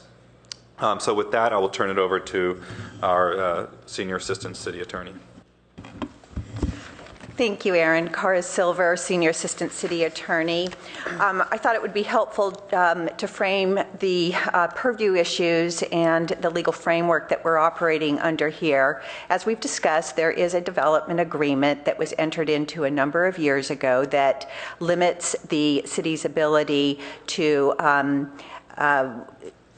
review these projects. And the reason why a development agreement was entered into, of course, is it was in connection with the earlier Mayfield playing fields, and in exchange for granting the public benefit of the Mayfield soccer field, the city agreed to essentially freeze the zoning entitlements for Stanford University on these housing sites and some other commercial property in the research park. So it's essentially a contract, which is a little bit different than a more typical zoning application. It's important to keep that framework in mind. In connection with the development agreement, an EIR was conducted, and the particular housing project that was proposed in the development agreement was analyzed. As Aaron mentioned, the housing project was analyzed with even more units on this particular site. A full EIR was done, and what's important to note in that EIR is that the EIR not only assumed the baseline traffic situation, but it also projected future traffic impacts. So as the city grows, of course, additional traffic is added, and so the future traffic conditions were considered in the EIR that was conducted in 2005. The EIR also assumed that the housing would be dedicated to faculty, and so it assumed traffic patterns going to the university. So all of that was discussed in the EIR. To satisfy staff's concern that there could be new circumstances or new information that had developed over the period of time since the EIR was conducted, staff conducted additional research. And once an EIR is certified, there are 3 limited situations where further environmental review can take place. Those 3 situations we've discussed before, but just to review, is number 1, if there is new or more severe impacts identified with the particular project that is being proposed, if there is a change in circumstances, or number 3, if there is new information. And staff went through the project in great detail and determined that none of those 3 circumstances applied here, and therefore additional environmental review was not required. And there is an environmental memo attached to your packet with all of that staff work in it. That being said, there is given the fact that the environmental review is really not on the table at this point, of course, the ARB's purview is limited to the AS2 standards that were identified in the development agreement. Those AS2 standards, of course, are very limited, and there is, however, you do need to make your typical architectural review findings. Finding 10 relates to internal circulation, and it requires you to look at the access to the property and circulation thereon are safe and convenient for pedestrians, cyclists, and vehicles. In recognition of this finding, staff requested Stanford to prepare a separate circulation study, and that's also attached in your staff report. And there are some recommendations that the consultant is making with respect to that finding that will improve the situation. And really, as to the traffic issues, that's the limited purview of the ARB, is the review of that particular study and recommendations on that finding. However, instead, what the ARB should, of course, focus on is the AS2 standards and the particular area that the staff report discusses on, let's see, on page 3. Thank you. Okay. With that, we will return to the board for any questions and comments. And I think I'm going to begin with Board Member Malone Pritchard. And you'll have a soft 5 minutes. I don't believe I'll need the full 5 minutes. In recognition of the very strict limits, I have only looked at the structures along the California edge of the California sites, because the rest of the project is not within our purview, that's my understanding. I feel that the architect here has done a very good job of staying within the requirements of the development agreement, and indeed being lower than the heights allowed and less units than allowed, etc. I have a couple of small questions. I assume we're going to do a round 2. Where are we? Yeah. Okay, so I have very, very small questions for round 2, just detail-oriented. I am in support of all of the findings that the staff has put forward, and that's all I have to say at this point. Vice Chair Pop.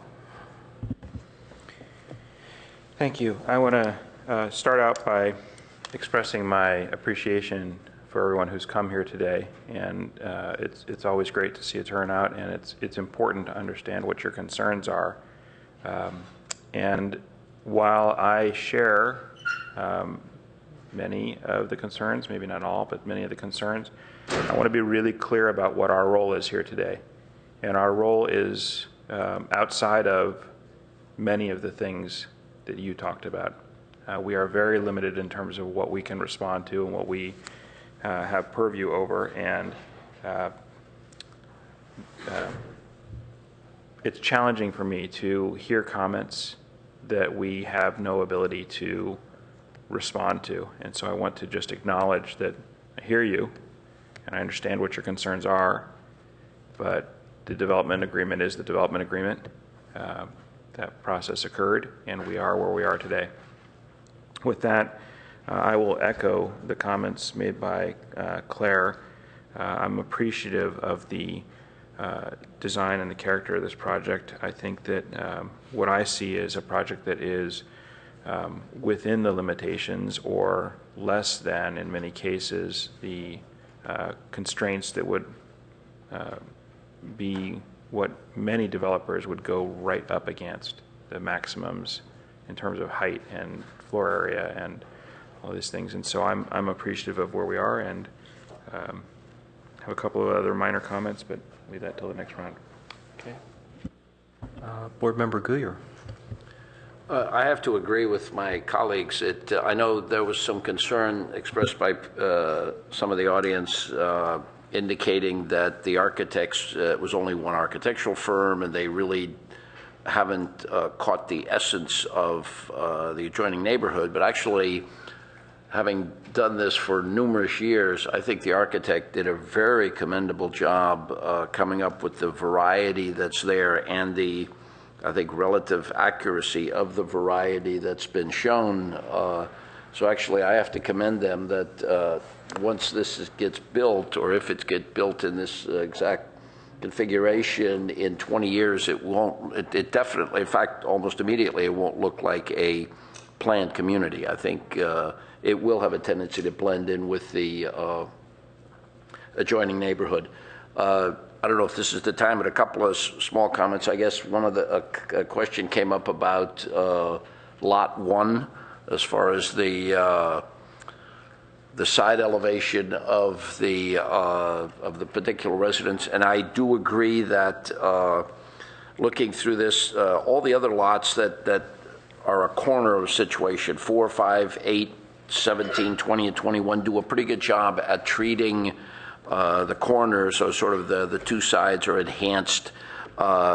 But that isn't the case on Lot 1, and I think that probably can get some enhancement. I don't think it needs to go that far, but it's more the articulation to get it up to that.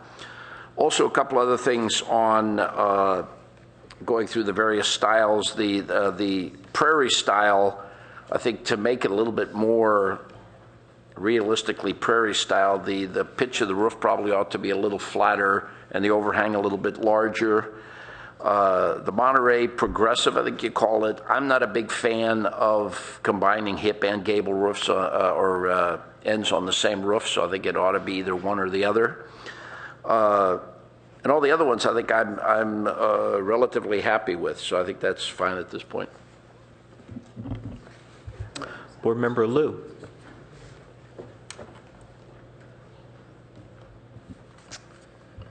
Great. So I have a couple questions for Stanford, and this was just based on the conditions of approval that I looked at this today. So I think the staff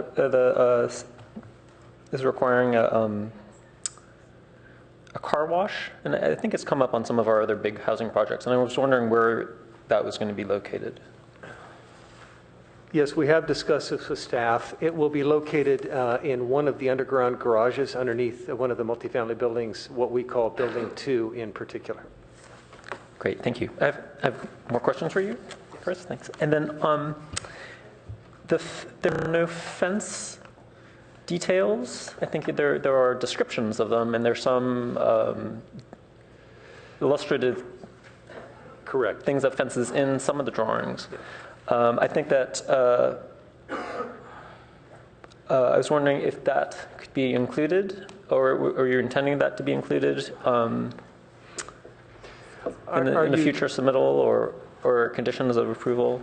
I mean, actually, the actual fence designs. Are you suggesting property line fences dividing houses or front yard decorative fences? Actually, like all of that. I mean, that's normally, so on a regular project, not this particular one, but I mean on other projects, we would normally review them. I know this is a little different case, but I think that we have, if I'm reading this correctly, we do have the full purview of our landscaping. Yes.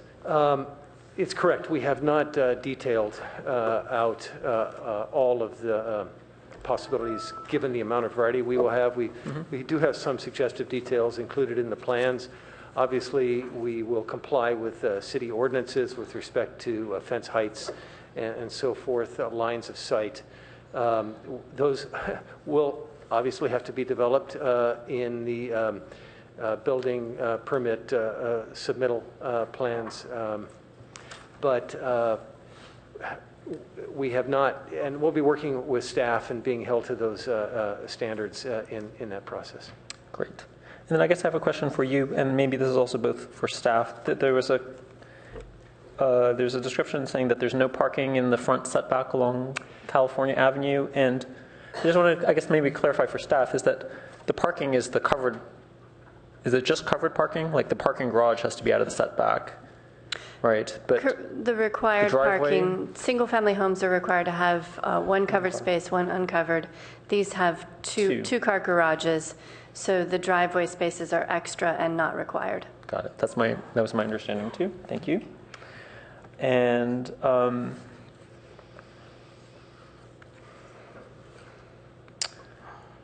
was wondering also, was there any discussion about mailboxes? So central, I mean, now the post office is requiring like central mailbox clusters, and my main concern is that it's if you're doing one for the whole project, they're big and they take up usually like parking spaces and whatnot. And I was wondering if there was any general idea about how that would happen. We have not succeeded in having a conversation yet with the Postal Service. Very difficult. You may be aware that that's difficult even after many requests. Our recent project on the other side of College Terrace, the Olmsted Terrace on Stanford Avenue, 39 homes, but again, a small lot subdivision. There we succeeded in having clusters of mailboxes rather than one mailbox for the 39 homes. So we hope to succeed in receiving approval of the same kind of approach in this community. Okay, how am I doing on time? I might wait till the next round. I have another minute, go ahead. But it's soft. Yeah, I know. I will wait. Okay. Chairman Lippert, may I just mention that in response to, we had a backup slide in response to Board Member Guyer's comment about Lot 1 and how it will look driving up California Avenue. It's actually illustrated there. There's very, very dense vegetation and some major trees that Urban Forester wants us to retain, and we will be retaining. So it will be actually largely obscured. That said, we will look at the articulation of that side of the house. Yeah, I'm sorry, I don't buy there's a tree in the way, so I don't need to do the architecture behind it. So okay. Yeah, trees die. Okay. First of all, I want to thank the applicant as well as members of the public for coming today. The elephant in the room, obviously, is traffic. And while we don't directly have any purview over those issues today, we're here to review the architecture and the quality and character of the development. These issues will need to be addressed because they are the most obvious. And so my suggestion to members of the public, as particularly Stanford, is that with regard to traffic, the impacts are that the neighbors have concerns about going through the College Terrace neighborhood. So I think that Stanford needs to enter into a dialogue with the residents there and begin to talk about and address the concerns, because they're simply not going to go away. The flip side of that, however, is that I'm really appreciative of Gene McCowan's comments with regard to some of the programs that Stanford has in place and the number of Stanford faculty and workers that actually commute to the campus and how they do so. I know that Stanford has a very robust transportation demand management program, as well as an iPhone and I assume Android app that actually tracks and monitors their employees, because they do get remunerated for their ability to use the transportation demand management program. And so it's to those, I guess, residents' benefit to find alternative means of transportation, because they're actually monitored and they're remunerated by the university to do that. So I think part of the problem has been ultimately taken care of. Ultimately, I think the Marguerite shuttle will also assist in trying to mitigate some of those impacts as well. Perhaps something can be done in a dialogue with the College Terrace residences. With regard to the design, you've listened to our comments and you've come back. You've addressed the majority of the concerns. I have a few very minor concerns that maybe the project architects and planners, Paul. Can you just briefly go through and talk a little bit about how pedestrians and cyclists are going to be able to move through the site? Because that's ultimately important. Yeah.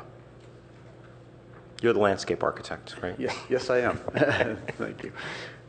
Maybe the overall plan would be good, yes. Yeah. Hey, Mouse? Because particularly what's important is how they move to El Camino Real and how they move to Stanford University. Right. Well, I mean, I may not need to use the mouse, but we have, the bicycles are really going to be shared on the roads all through the site because we have relatively low traffic counts on the majority of the site. We have significant pedestrian circulation all the way around. We've got sidewalks adjacent to all of the streets, with the exception of on the right side of the plan on Amherst. And we also have interconnections, which are a little bit harder to see on the plan, so that's why I wanted the mouse. So we have a connection here that would take you between homes, down some stairs, and into this central open space, which has, there's a bunch of existing oaks in this area that we're saving, at least this coloration is those trees. So you can come down into this space and walk over to the community center or walk out to California. You could also obviously walk out to California this way, but you have this kind of internal circulation. Crossings and the intersections have been enhanced to help slow down traffic at those points that we think are major pedestrian crossings, as at Columbia here as well. All the sidewalks are separated from the curb, 5 feet nominally, with the exception of Columbia, which is 12 to the face of curb, so 11.5 feet of planting area in that zone. So there are sidewalks on both sides. Circulation through the site, even if you exit the multifamily, you can come out this way and walk out to California on either one of these streets. And internally, the pedestrian circulation through the Cottage Patch area takes you out through a little plaza space out to the street here as well. So we think we have a pretty good network of pedestrian circulation all the way through, and the ability to walk anywhere you want on the site without really a lot of conflicts with vehicles. I just want to make one other statement here, which is that a number of years ago, the City Council had actually requested that when new developments move forward, actually I think there might even be an ordinance on it, that they follow the street patterns of existing streets to reinforce those streets. Yes. And so in case of looking at this with regard to all of the College Terrace streets, those are meant to reinforce the existing street network. Yes, absolutely. Okay, we'll go to a second round of questions and comments and hopefully a motion here, and maybe we can get this wrapped up. Board Member Malone Pritchard.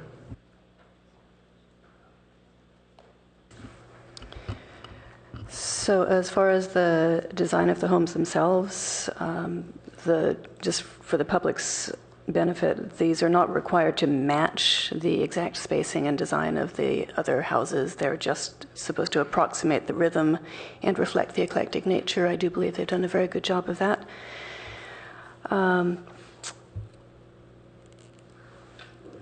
The smaller items I have to talk about, one of them is the fences along California. I was having some difficulty understanding where exactly the fences are.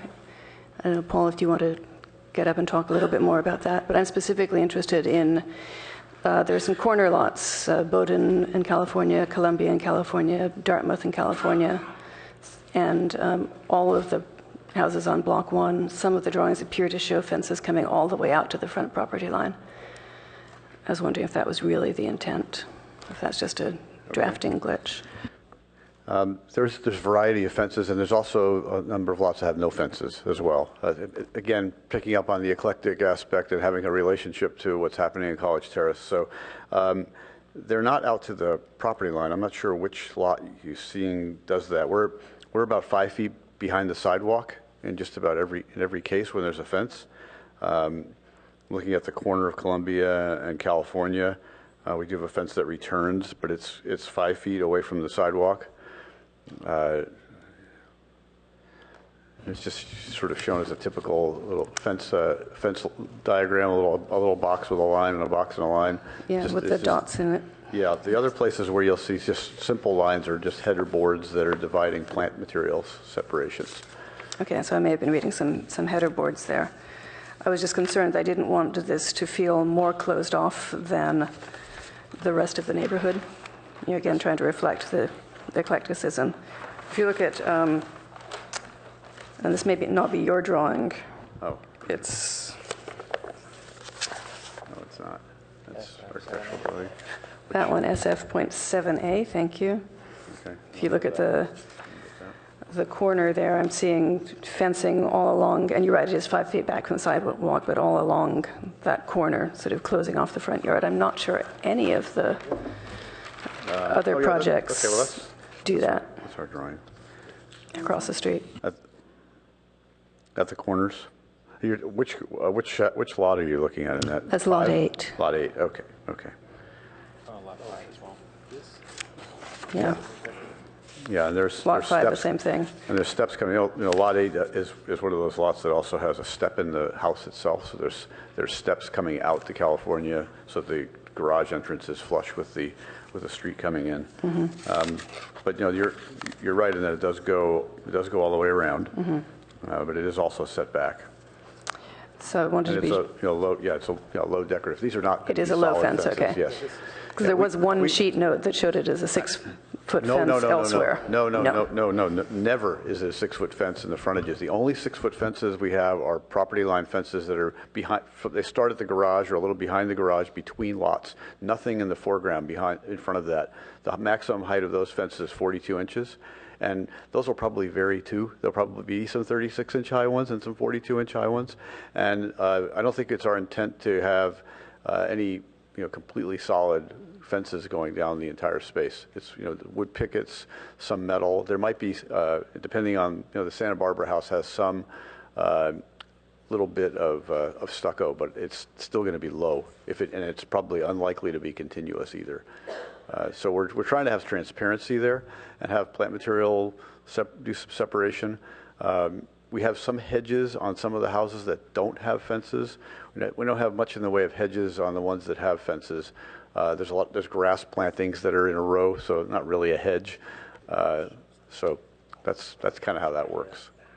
Well, that's what I'm looking for, is some transparency in the front. So yes, absolutely. Great. Air conditioning unit locations, I also picked up that they seem to jump around a little bit. I just want to be sure that when they are placed, that they're able to be meeting the noise ordinance. So that's just a comment and something for staff to follow up on. And then the other one was just a finding comment on, not a finding, sorry, a condition of approval comment. On page 10 of the conditions of approval in the urban forestry, there's a comment about the landscape plans. And I believe it should clarify that we are reviewing the landscape along the California Avenue frontage only. That's comment 59B. That's all. Thank you very much. Vice Chair Pop. Thank you very much. I too feel that the diversity of materials is very reflective of Palo Alto, and I think the richness of the landscape is pretty great. I like the limited driveways, and I think that the major contrast that I see here is that the cars and the driveways are basically hidden off of California Avenue. As you drive up that, you won't see those in the same way that you do on the opposite side of the street. So I see some great improvements there. I'd like to ask staff, I think Margaret Aramburu handed you something as she was finishing. She mentioned 2 additional studies that were done about noise. Do you have any information about who performed those studies or what that was? Was it a professional study that was done or something that was more ad hoc, or how was that? We just received the studies a minute ago, so I haven't had time to review them. It looks like Jet Mechanical did a sound level test at 1601 California, and then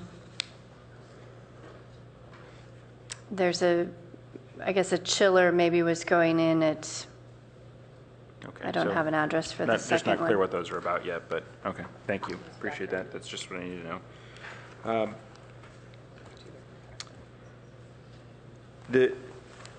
The only comment that I have, I think, that isn't resolved for me, that hasn't been mentioned already, is the issue of the building attached lighting on the houses along California Avenue. I saw in your photometric study you've got information about the beam spread from the street lighting, but I didn't see identification of the types of light fixtures that will be mounted on the house or what they will be. Did I miss that in the package? Or it's a pretty thick little book here, so I'll admit I may have missed something, but if that's not detailed, if you want to describe that a little bit, that'd be great. Otherwise, I think that's something that we'll just ask you to provide for us or provide for staff review to make sure that it complies with the night sky regulations. Does the house architect want to respond to that at all?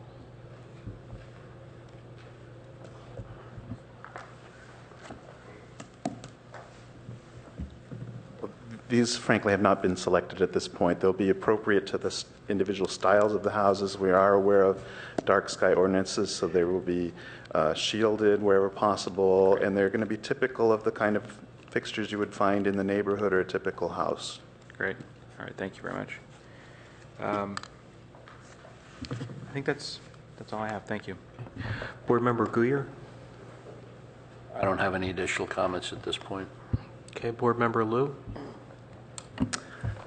So I have some questions about the, or maybe one question about the materials for the multifamily housing. So I think I would just have a comment first on the materials. Is that I think that I think generally the palette is fairly handsome. I think we have a lot of multifamily projects, in the vicinity, and a lot of them are pretty ugly, and they all use like cement board. But I think that your addition of board-formed concrete, stone, and also having like the vertical siding actually help give it more richness and character than the typically very blocky-looking things that we've been seeing in the area. I do have a question about the vertical siding. I was wondering if that is hardy panel, and if it is, like the vertical siding is a panel, not siding, and so I was wondering how are you doing all the joints, because typically there would be a batten or a vinyl channel or whatnot. It will be a board and batten pattern, so we're definitely using vertical boards to express that verticality. It's not just a curve in a panel. Good, that's great, because there are a couple of those hardy panel things that would not pass muster here on the board, so that's a good answer. And then you're also showing two choices in railings, and I was wondering if are you asking us for this, or these are things that you're considering? Those are things we've been considering. We haven't studied those in detail, so if any of the members of the board have specific preferences along that line, we know what they are not going to be, but we have not designed them specifically. Great. And then are there, I think you're showing that both buildings are the same architecturally, but I was wondering, are there variations between the two buildings? Excuse me. There's variation in scale and in how the materials, how they're placed and where they're placed, and obviously differences in the geometries. But we are trying to share that characteristic so that it doesn't get overly busy. Okay, thank you for mentioning that. I think there are projects here in Palo Alto that were not designed by you, but are too busy.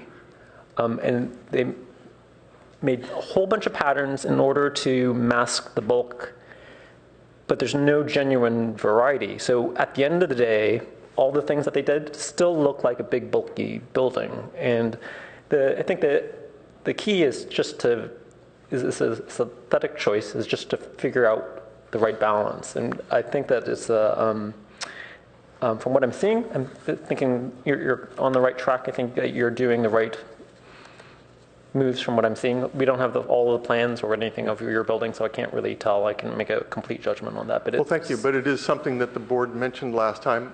If you recall, we had a palette of materials and colors, and I think the board specifically referenced adding a little additional richness and a little additional variety, which we responded to and think that the outcome of that has actually been quite successful, and it has tended to warm up the character of the homes, and so we're quite pleased with that direction that we received.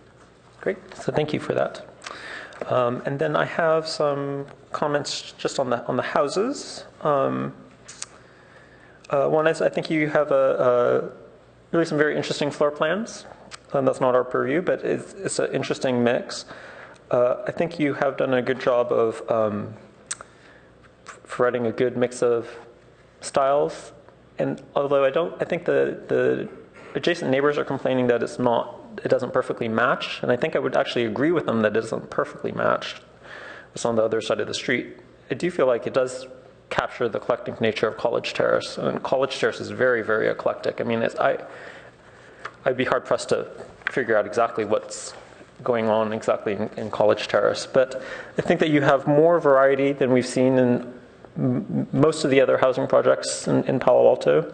And the details, the sort of illustrative details that you're showing on the houses, I think is at a higher level than we typically see on other comparable projects. I think it's like all, it's looking, I'm just saying, generally the trend is looking good. Some of them are better than others. I hope that the ones, I think Board Member Guyer mentioned a couple of them, and I agree with him. I hope that those can look a little bit better going forward.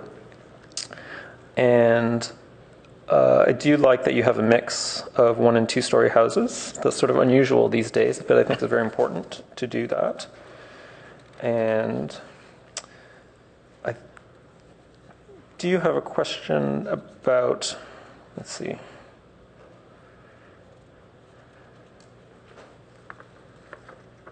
I guess this is a landscaping question. I guess it's lots P1 and P10. I'm not sure if this may be out of our purview, but if it's landscaping, maybe it's in our purview.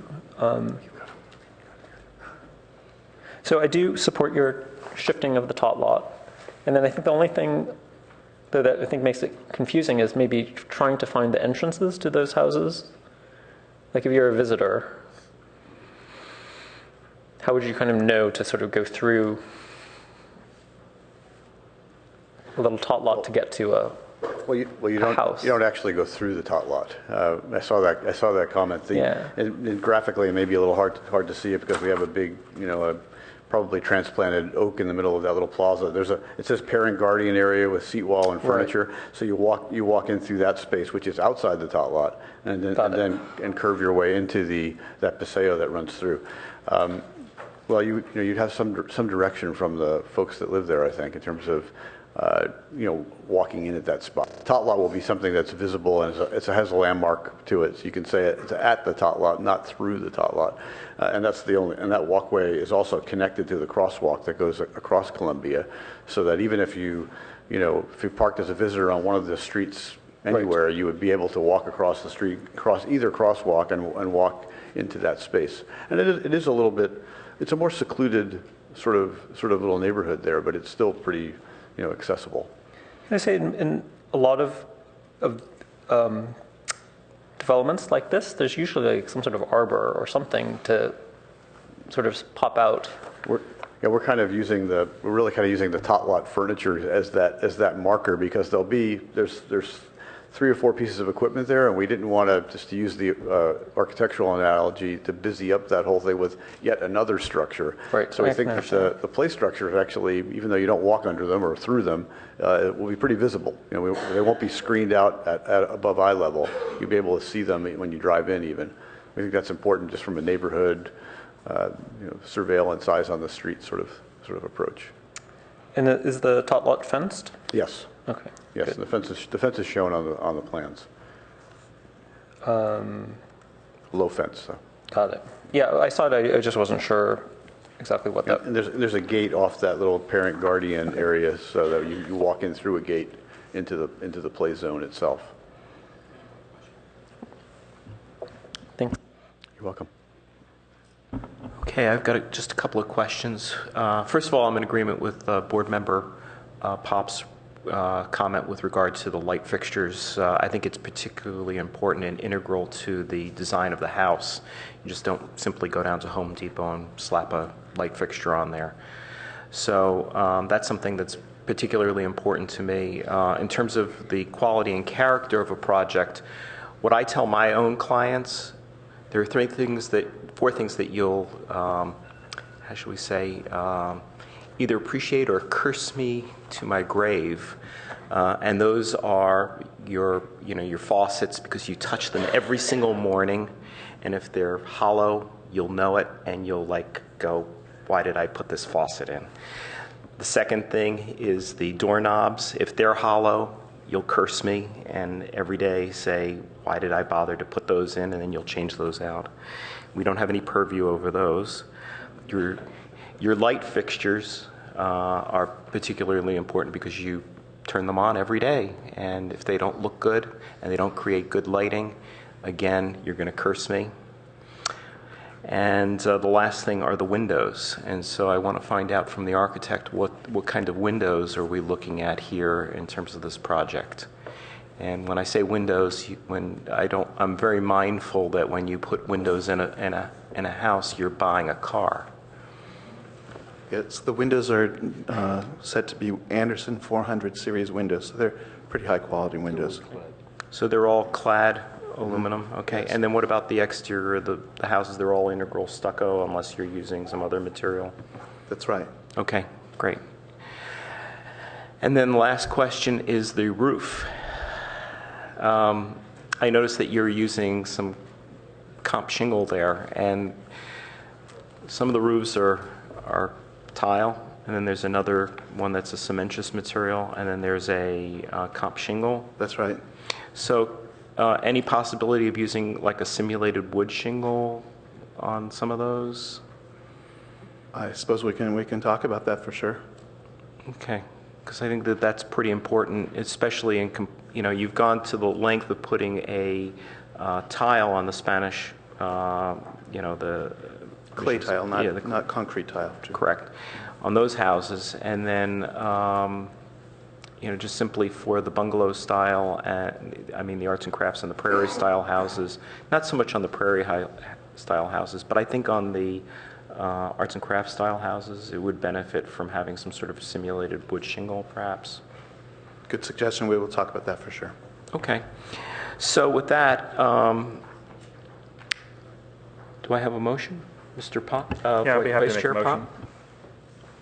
So I'd like to move that we approve this project based on the recommendations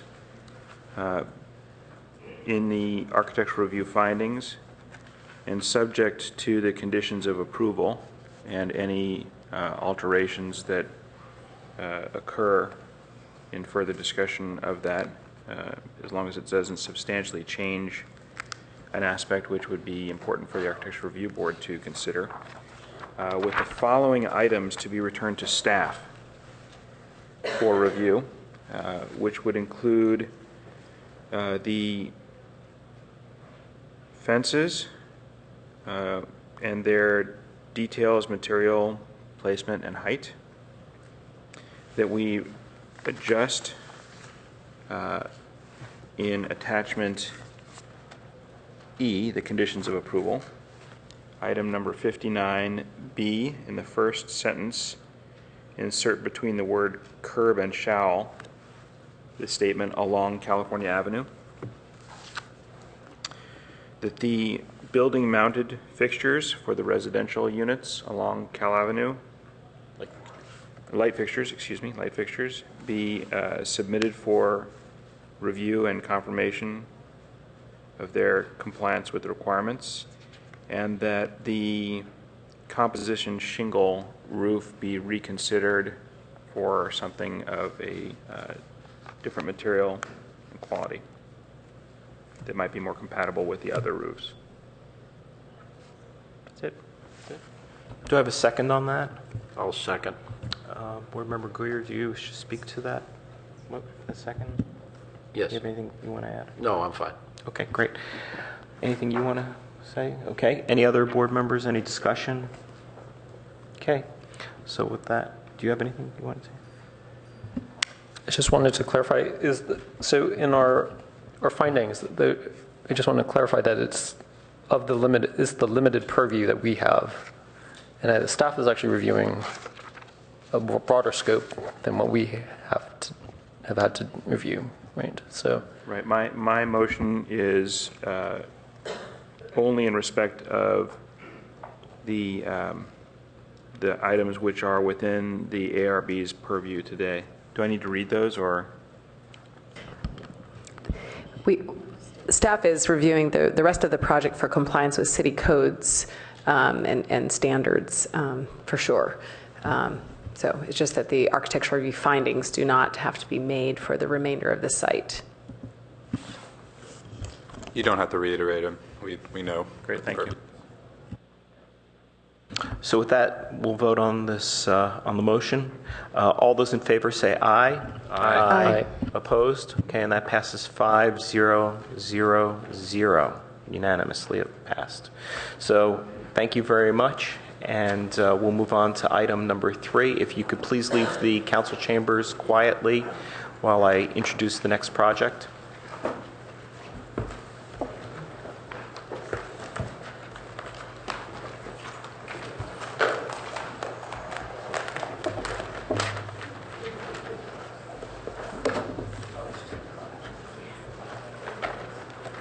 Okay, so I'm going to introduce the next project. It's review and recommendation of a draft ordinance modifying Chapter 18.16 of the Palo Alto Municipal Code to address sidewalk widths and building setback and build-to line standards and context-based design criteria along El Camino Real, and B, reduce the allowable floor area on CN zone sites where dwelling units are permitted at 20 units per acre, and 2, Palo Alto Municipal Code Chapter 18.04 to adjust the definition of lot area and add a definition for effective sidewalk.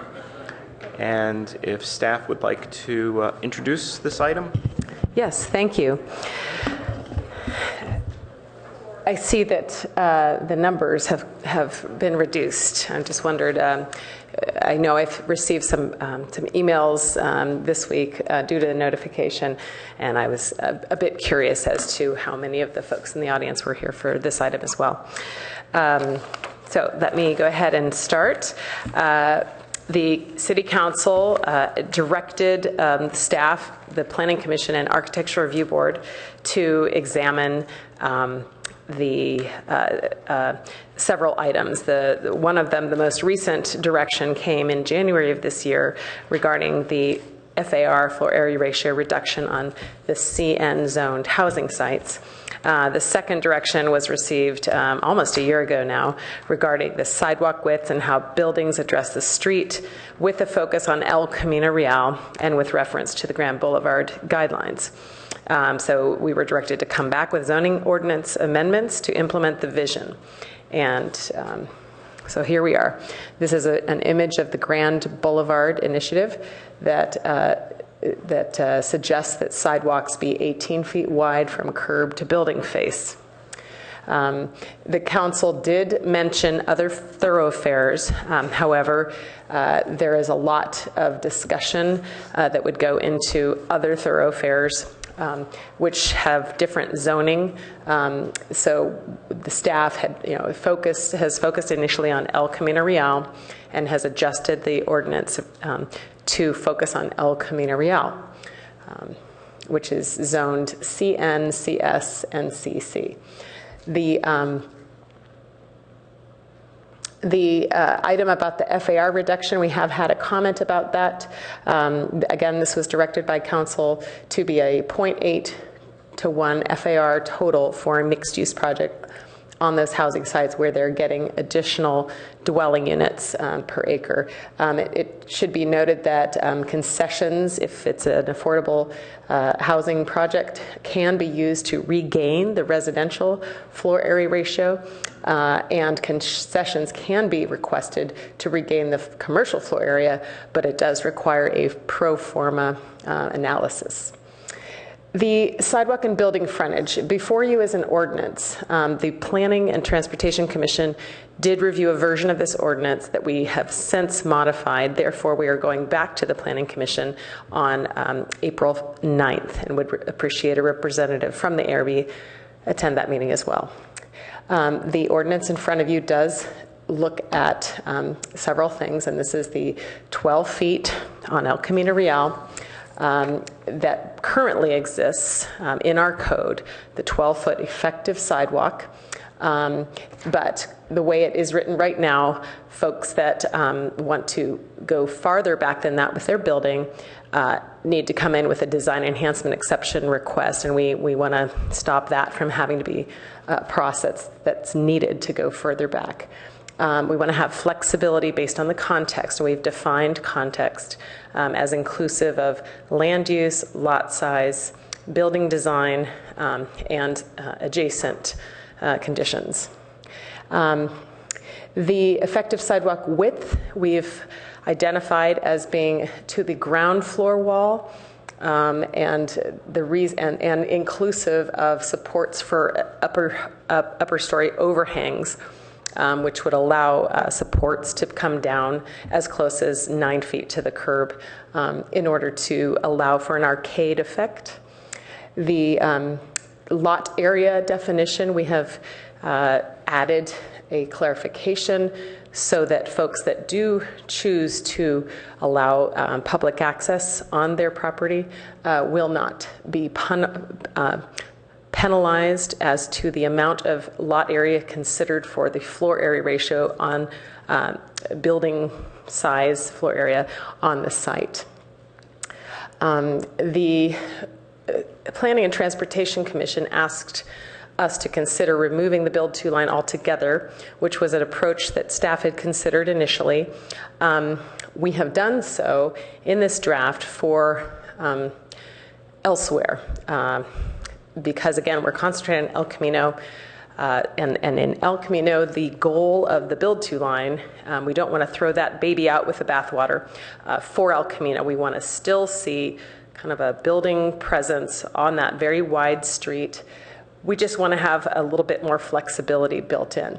So to allow flexibility, again, based on context-based design criteria, and we've provided footnotes that clarify what all of that means.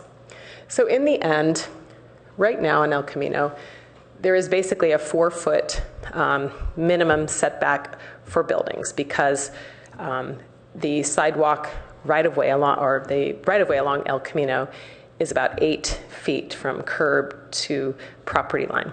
So in essence, the existing zoning ordinance does call for a 4-foot wide setback from the property line to achieve that 12-foot effective sidewalk width.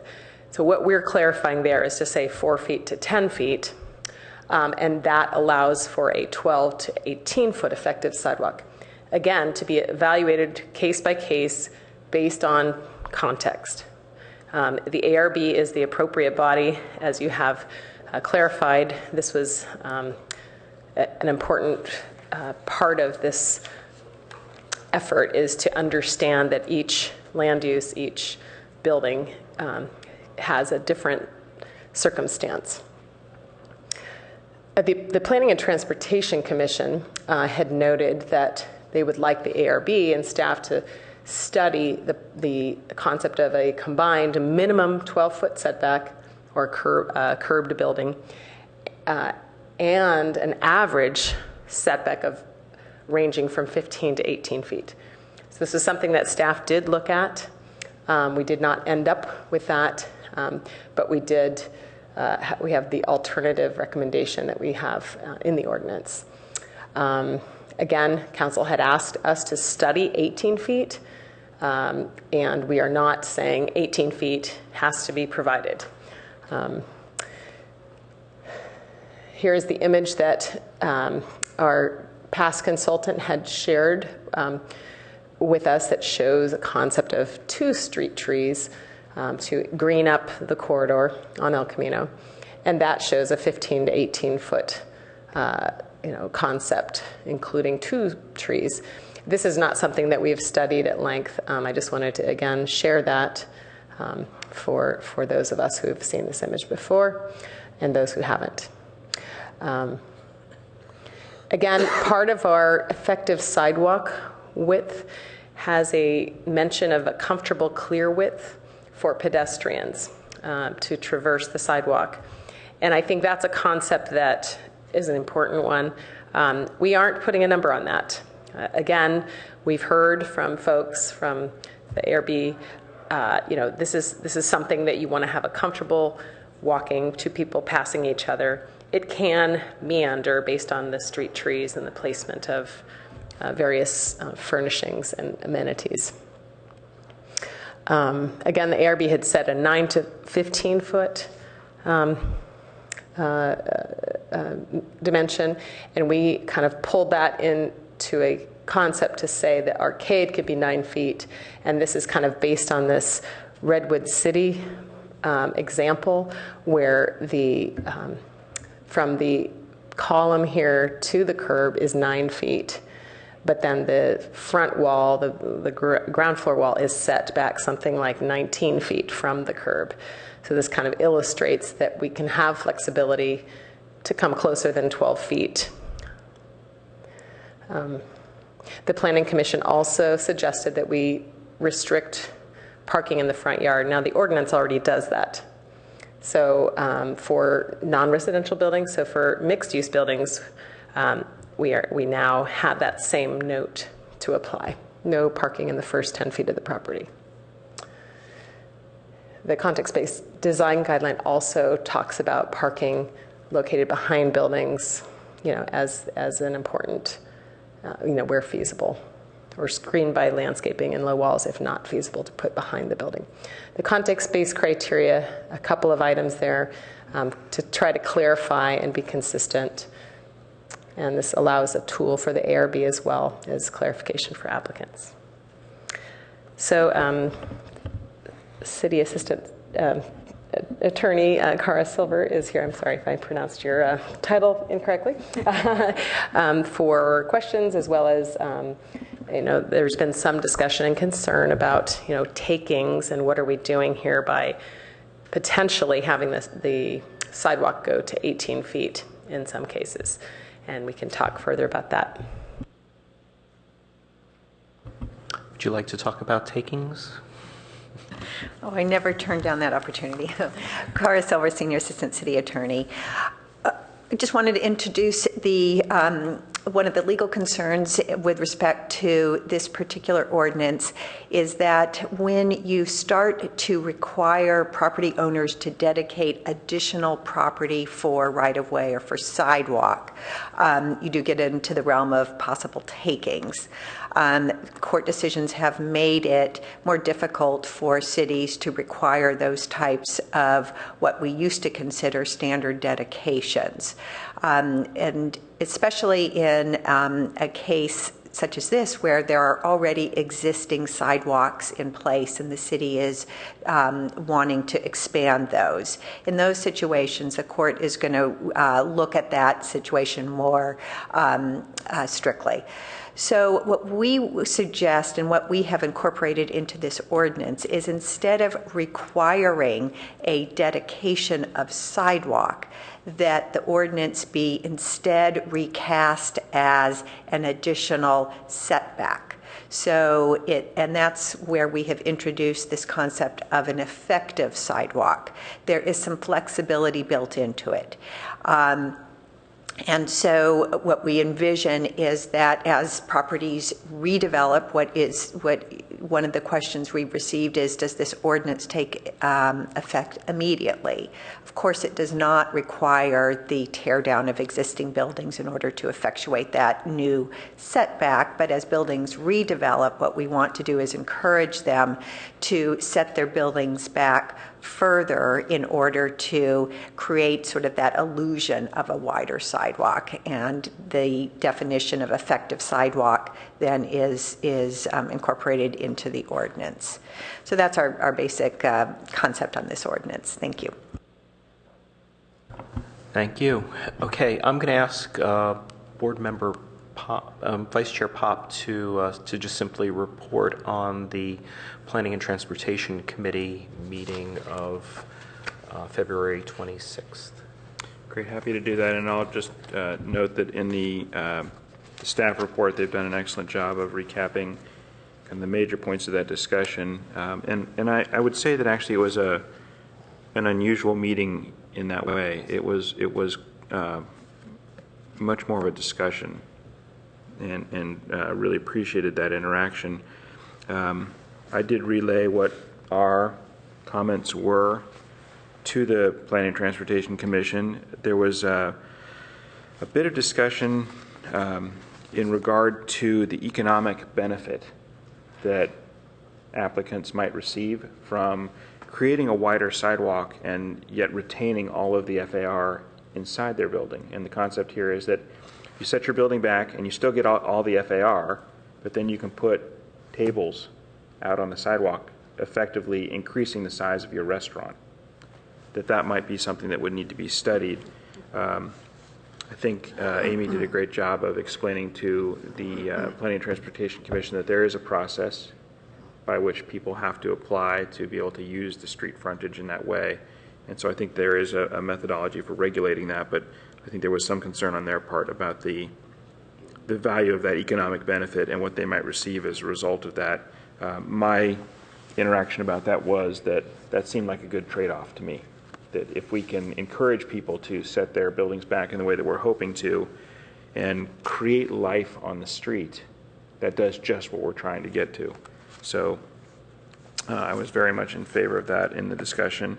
And I think the other thing I really tried to reinforce and to push forward was this idea that there really is a varied character, and the sense that we want something that is of high quality, and that a one-size-fits-all really doesn't work, and the very clear point that that's exactly what this board is charged with, is looking at projects on a case-by-case basis and making a determination relative to immediate context in regard to the appropriateness of the design. I think that there was some discussion about clear width relative to furnishings and fixtures, and I do think that, I'll just reinforce again, that the concept of engaging a consultant to create some examples or to develop some illustration that will help applicants to understand what the overarching goals are, so they can enter the process with the highest degree of likely success would be a benefit to everyone. Thank you very much. Okay, with that, I'm going to open the public hearing. I have 4 speaker cards. If there's anyone else that wishes to speak to this item, please fill out a speaker card and hand it to one of the staff members. We'll have Tracy May, followed by Carrie Davis, and you'll each have 3 minutes.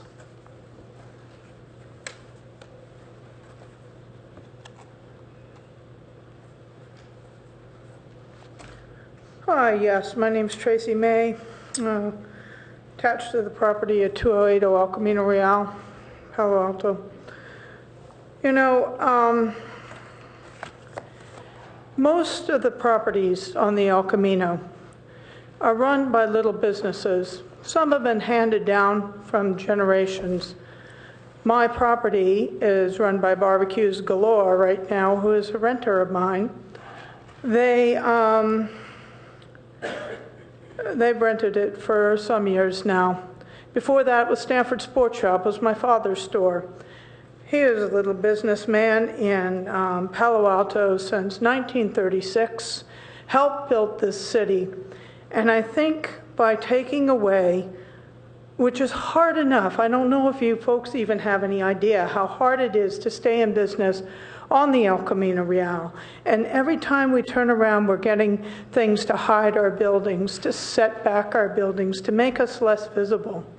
I don't know if you realize how many people walk that street, but with 6 lanes of highway that runs along there, nobody wants to go there. I mean, the way you get to a business is to drive there and park.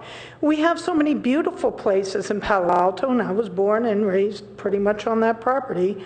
Worked there since I was 6 years old. Lots of people have lots of other beautiful places to walk. And it's not like a downtown area, nor will it ever be, because you have the 6 lane.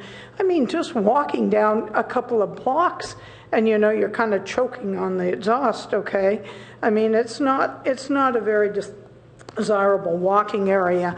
Widening sidewalks has nothing to do with adding to people, will end up with people walking it. It just takes away from the value of the property, to the value of trying to resell the property, the value of usable space, and taking away our freedoms to be able to use our space on the El Camino.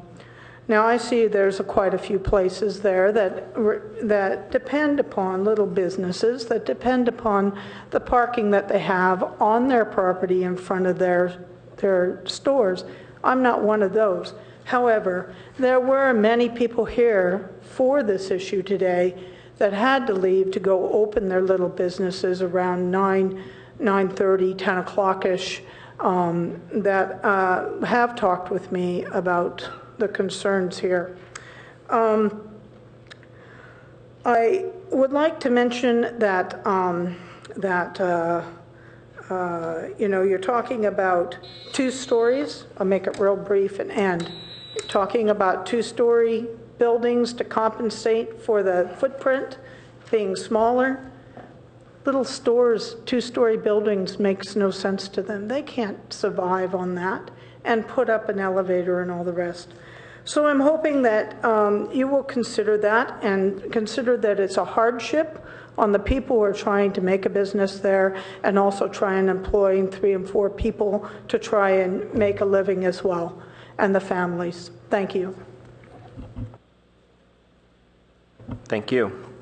Carrie Davis, followed by Brian Knutson.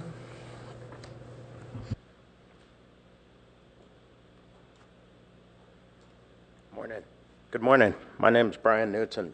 Kerry Davis had to leave, so he's not able to be here.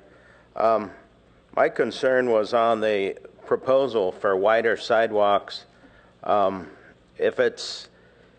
can see the aesthetics of it is very nice, and my concern is if it goes into an actual law, then rather than 12 foot, it could be as much as 18.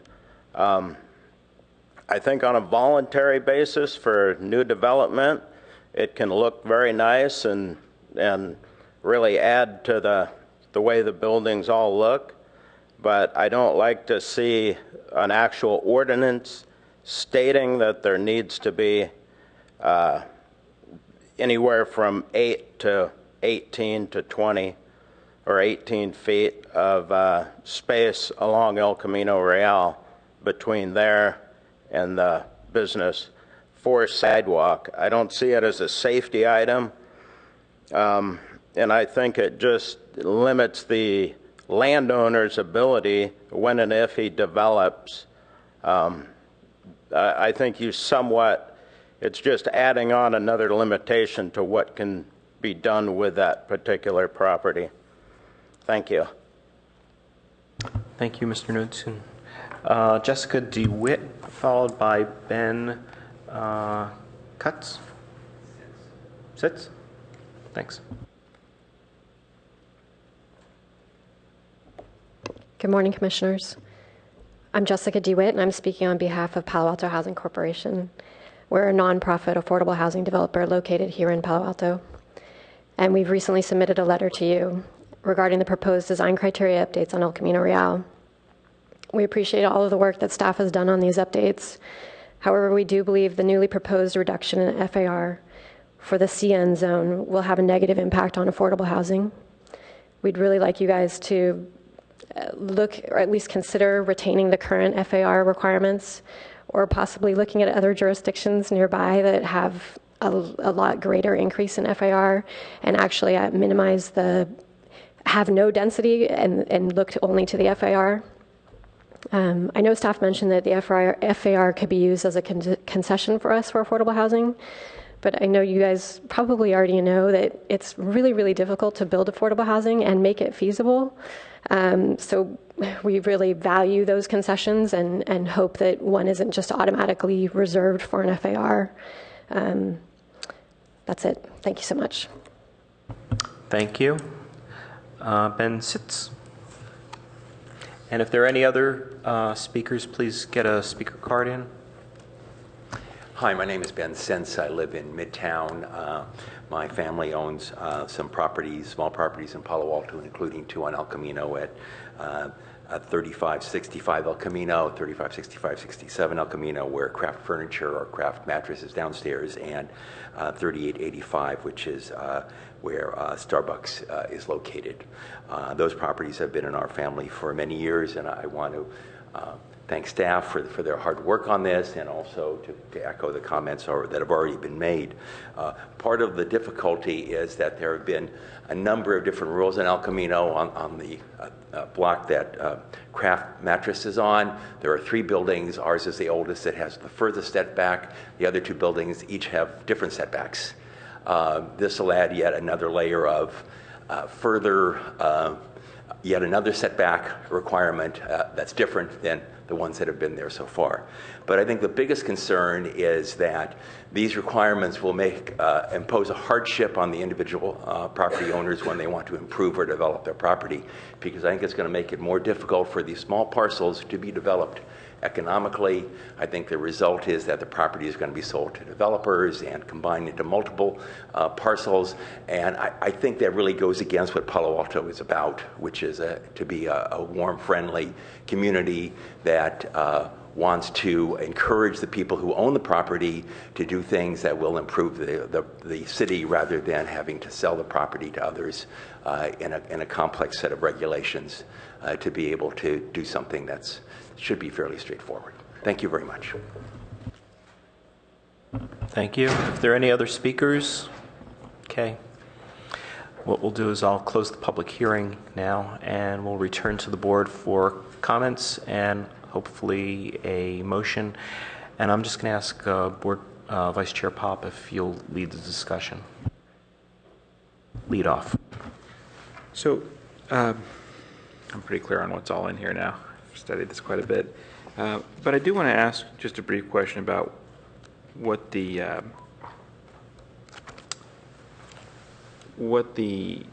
decision behind reducing the FAR from 0.5 to 0.4 in the CN zone relative to the all residential and the 20 unit per acre increase is about, and where that comes from. Yeah, can you help me understand what the rationale behind that might be? Yeah, it's the council's rationale that was requested that we, because we're allowing more units, then this pretty much forces those who are doing beyond the 15 units per acre to have the micro units, the smaller studio type units. It's reducing the FAR. So those 20 units per acre would be smaller units, smaller FAR per unit. Okay, that's helpful. Yeah. So everybody has an opinion about this, and I understand theirs. I am absolutely against that. And I have to say that I think that we are so challenged right now in complying with the obligation to provide housing that we have all kinds of other limitations that are in place that will restrict size and density in other ways, and telling people that if they want to provide more smaller units, 20 to the acre, that they don't have as much square footage to do that within is really a very negative message, and I cannot support that at all. You know, the idea that on a 7,500 square foot lot, let's say, you'd lose a 750 square foot unit. It just seems so contrary to increasing the density. that I just can't follow the logic and just won't support that. Everything else that's in here feels very comfortable to me. I will say that I do not support the Planning and Transportation Commission's concept that we have a minimum setback of 12 feet. Again, I think that variation and compatibility are the key, and I hear very clearly comments brought forward by the public that there are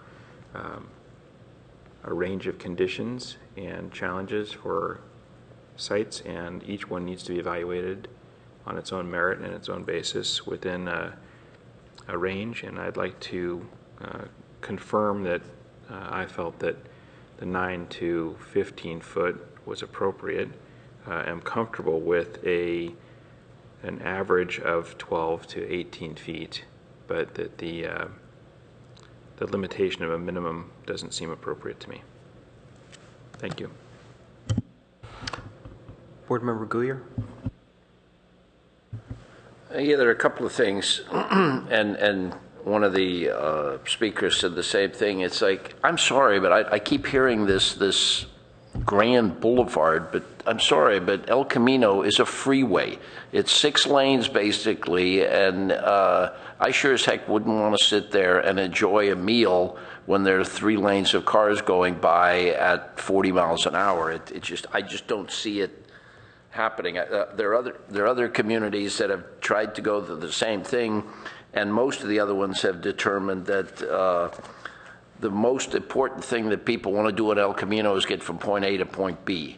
And they really don't want to do that walking, they want to do that driving. But having said that, I don't think the 18 foot I think is inappropriate. I think 15 is more than adequate.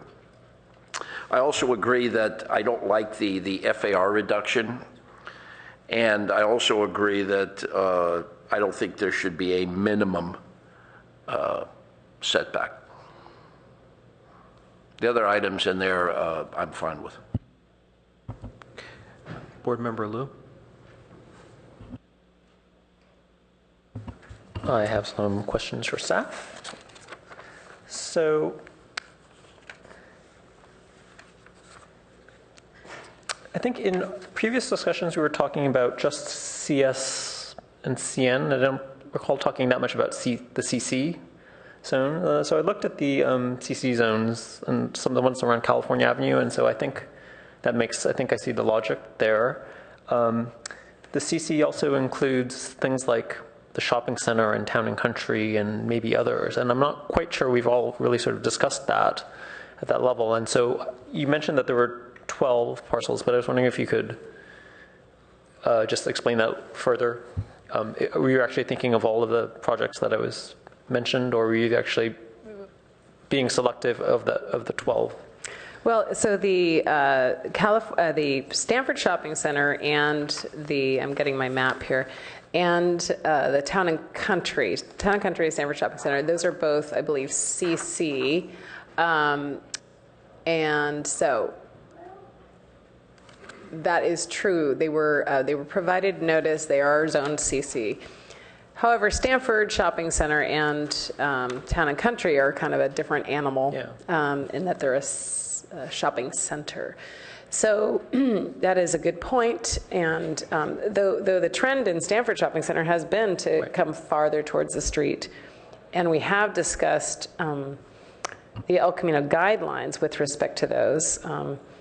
There has not been a build-to line for those, and I don't think it makes so much sense on those. So certainly it would be good to note that in the ordinance, those 2 centers. The shopping center has a cap, right? I mean, they're at the cap, and so if they want to do more, they're going to have to rezone. They're going to have to come up with something. Tear something down. Right, they're going to have to do something significant to be able to do more. Yeah. And I'm not sure about Town and Country, but yeah. Yeah. So we can make a reference in the ordinance to exclude those 2 shopping centers. Great. Thank you for pointing that out. And on the removal of the build-to line in areas outside of El Camino, I think I can support that. And then I think there was just one little tiny area that I thought that popped out in my mind, which was the College Avenue, sort of in back of the College Terrace Center project. So I think the idea, I think the concept of removing the ability line in areas like Midtown and Charleston Center or whatnot is that those areas have the special setbacks. And then this one little block of College, there is I think many of the buildings are built right up to the sidewalk. And then there is no special setback there. So I was just pointing out that there's a little anomaly there. And I don't think the ordinance helps or hurts or anything. I mean, it gives them, they still have the flexibility to do whatever they want there. But it's just, in previous discussions, I think I had said that everything is, all of the CN and CS are in special setback areas, and that I just wanted to correct myself that it's not quite the case. There are still, in Encina, I think there are still some little pockets of other zones. I had a question for you. You're prohibiting, you still want to prohibit parking in the required front setbacks? Yes, the ordinance for Table 3 currently does that, so it's adding it to Table 4, which is a mixed-use product. And so my question is, for hotels, does all that loading zone, does that count as parking? And I think... I think we really mean, a parking space where somebody's going to put their car and it's going to stay there. I understand the port cochere, I think, is where we're going with this, is, people dropping folks off at a hotel might want to use kind of a port cochere arrangement. Right. And so I was just saying that the loading, I think as I was reading the actual language, you're saying no parking or loading space. Oh. Whether required or optional shall be located in the first 10 feet. And I think I understand your intent and I agree with it. And I was thinking, on some of the other hotels that we've had, the board's been a little bit critical of having the entrances on the sides of the buildings instead of on the front facing the street. And I think that this would sort of contribute to that. Okay, so they're going to be inclined to put things on the side. And I think we've been criticized for not requiring entrances on the front face of buildings. So this would be a change to the existing ordinance. We haven't suggested a change to that existing wording. So are you suggesting that we consider removing then loading space from that wording? No, I was actually just asking what you were. I was just trying to. I was asking for clarification. We just duplicated the existing language of the ordinance. Got it. From Table 3 to Table 4. Okay. Yeah.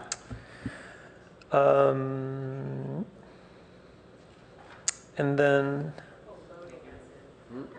Russ Reich made a point that this, there's loading and there's loading. So, loading of boxes, UPS, and that kind of thing might be a different scenario than I see. Right. Passenger loading, valet, this kind of thing. Got it. Yeah, we could. Wouldn't it be easier then just to get rid of the wording?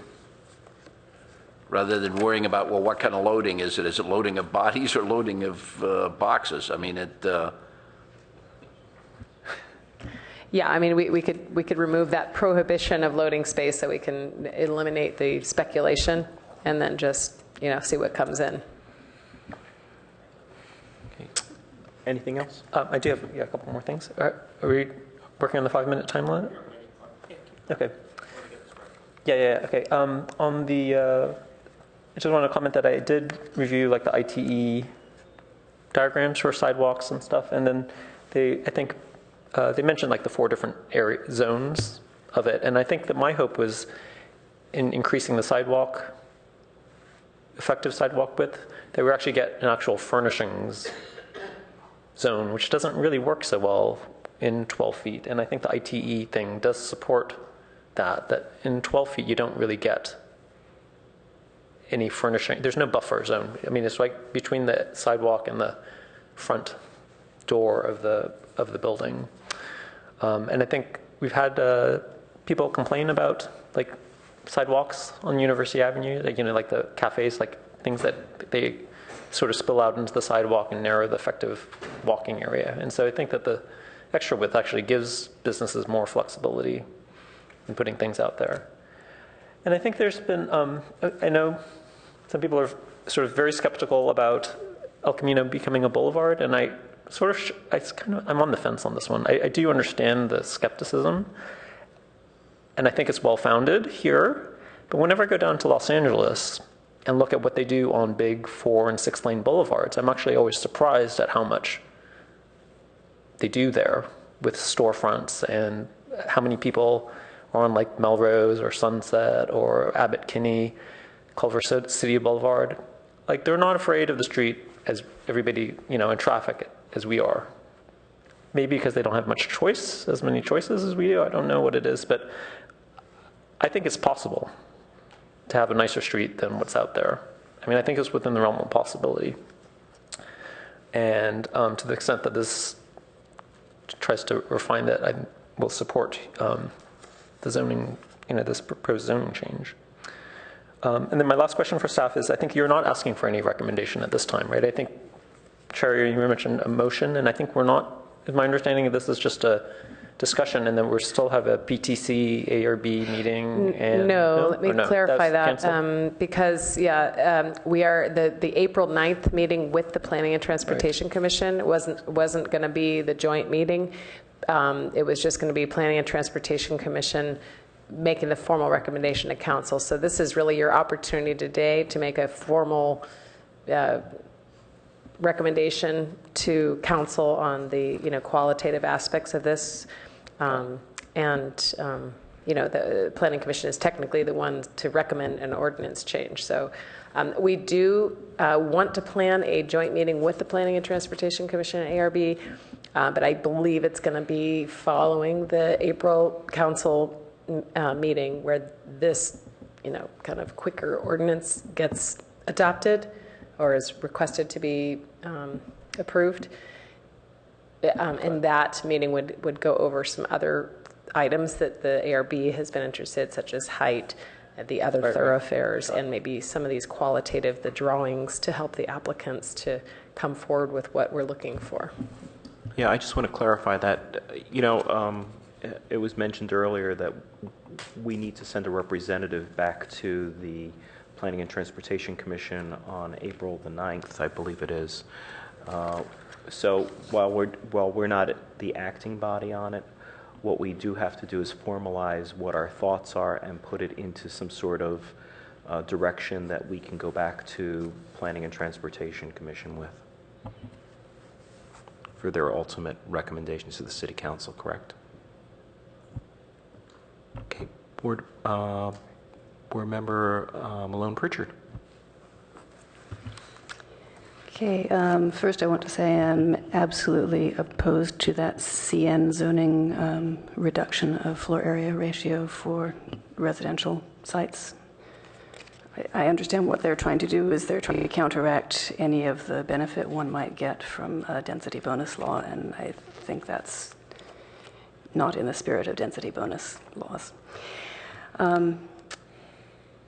Couple of other things. We are still maintaining a side street build-to line in this ordinance, and I think that's something we probably should discuss at some point as to whether that ought to be eliminated, because we are trying to create a wall along El Camino, but I'm not quite sure what we're trying to do on the side streets. Not a discussion for today. Somebody had mentioned the meandering walk width, and I am in support of that. I don't recall whether that was actually in this draft ordinance or whether it would just end up in the guidelines. Yeah, we didn't put the words either in the definition for effective sidewalk. It was just comfortable pedestrian. Those words, we kind of use that instead of saying meandering, because then it's a qualitative look by the ARB at how they accomplish that comfortable walking. I would suggest that it be offered up as an option in the guidelines, but not the ordinance, just to clarify it for future boards years from now who don't remember this discussion. So just want to clarify for the record that my understanding is the current rule on El Camino Real is that a 12-foot is the minimum sidewalk width required. Is that correct? effective sidewalk. So yeah, the way the ordinance currently reads is a 0 to 10 foot setback in order to create a 12-foot effective sidewalk on El Camino Real. Yeah. And then the instead of defining it with words, the effective sidewalk width is shown in kind of pictures in the context-based guidelines. That was my understanding. So I just wanted to let people know that we're not going to be requiring 18-foot sidewalks. This gives developers the option to have an 18-foot effective sidewalk width if they want to, because the way the ordinance is currently written, they have to build at 12 feet. So this is an option, not a requirement. And then I just have some very detailed things to go through. If we go to attachment A, in section 2, where is the definition of effective sidewalk width? It states that it includes structural building columns as long as they're 9 feet back from the curb. I understand what you're trying to do there. I would take away the word structural, because there can be columns there that aren't actually structural.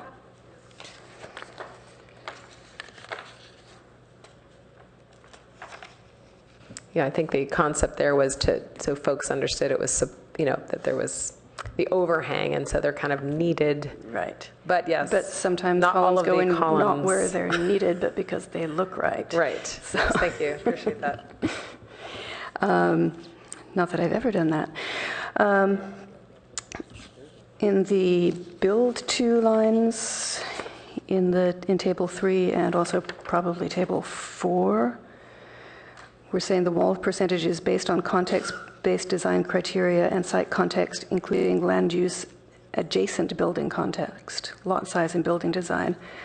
I would like to expand that to adjacent and nearby building context, because a building 2 or 3 doors down may be important as well. There's also something left over. I see it in table 3 in the notes. Note number 2 says any minimum front, street side, or interior yard shall be planted and maintained as a landscape screen. I don't think that's what we're trying to achieve on El Camino if we're trying to get a wider effective sidewalk. So that's just something to look at, see whether that needs changing. Again, I think this is, this chapter was broadly written so that El Camino is different than this, but it's definitely not clear. Yeah, and I know what kind of properties they're talking about. An office building with a big setback should have a landscaped front yard, but that's not what we're trying to do in El Camino. There is, in table 4, the build to lines applicable to El Camino Real only states that the front wall can be placed within a range of 0 to 10 feet from the property line, but I think that's only showing up in the mixed use table, not in the commercial only table. Is that on purpose?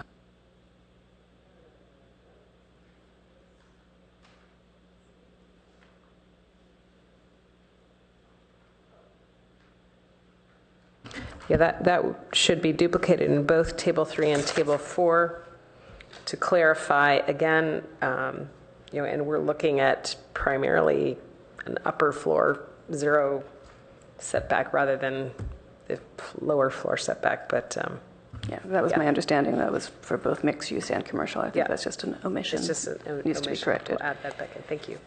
And the next one is really esoteric, but it's something that actually gets discussed a lot in offices, believe it or not. Item 50, back to attachment A, the first page of attachment A, and the definition of effective sidewalk width. It's the width from curb to building face. The question often comes up, which face of the curb? The curb is 6 inches wide. And I think what we mean and what we show in the diagrams is width of the curb when you're looking down on it. A curb is a 6-inch wide strip of concrete, typically. So I think what we're talking about is the roadway face of the curb. I have had people try to tell me that it's from the other face of the curb, which would push everything 6 inches further in. So I think that should be clarified. I think how we think of it is that it's the curb, it's the face of the sidewalk that faces the street. Yeah, is what we mean by curb.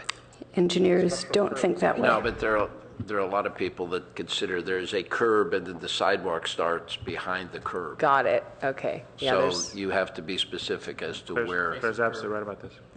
Face of curb is what we say here, but it should be face of curb facing the roadway. Okay, lots of faces. Yeah, or adjacent to the roadway. Yeah. That's all I've got. I need a clarification on page 17, the table there where it talks about maximum residential floor area. In there, it under the CN zone, it's 0.5 to 1 FAR. Are we looking at going to 0.4? That's exactly what we were directed to do. Okay, because I'm in agreement with Vice Chair Pop with regard to the idea of reducing residential density is antithetical to what our obligation is in terms of meeting the what's defined in our comp plan as our housing allocation. And so if you look at that number there, what we're saying is that it's a reduction of really 10% of the maximum allowable floor area of a building. That's a big chunk right there. And then for low-income housing developers, and particularly having a graying population, having senior housing also, which can use the housing density bonus law, that's not what the intent is here. And so just right off the bat, I would say, you know, if it's market rate housing or other than senior housing, I'm okay with limiting it to the 0.4, but not for low-income housing or senior housing. And especially with a graying population, they're going to need to live closer to transit. So I think that there needs to be some sort of an exception carved out in that. Where I think the fly in the ointment really is the blended rate that we get, which is in this case you've used 0.9 to 1 FAR. What happens with that blended rate is that they're not required to build all the residential square footage. They can apply some of it to commercial square footage. And in this case, what I would say is we really want the developers to build all of the residential housing, and that shouldn't be, that blended rate really needs to be that 0.5 or that 0.4 to 1 FAR, even if it carves into the commercial space. So it needs to be far more equitable. We need more housing. It's the jobs housing imbalance where we have more jobs to housing. Let's get more housing in here. So right off the bat, I'm not inclined to support a reduction in an allowable floor area in the CN zone. I think that needs to be looked at much more closely. With regard to effective sidewalk, I just want to clarify, when you say effective sidewalk, it's not the concrete sidewalk width we're talking about. I'm clarifying this for the members of the public here. What we're talking about is, it's really what we're talking about as both landscaping and sidewalk and anything else that should happen in that space. Correct? Okay. And then just to clarify again, we're not talking about existing buildings, legally existing, non-conforming buildings that are built into that sidewalk width. It's only if those sites were to redevelop or they have that space.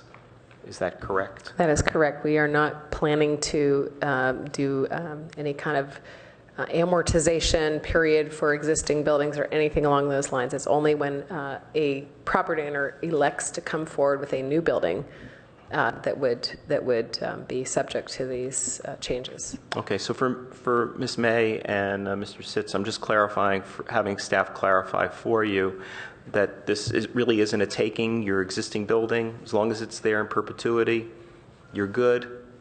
The minute you sell the building or somebody redevelops the building,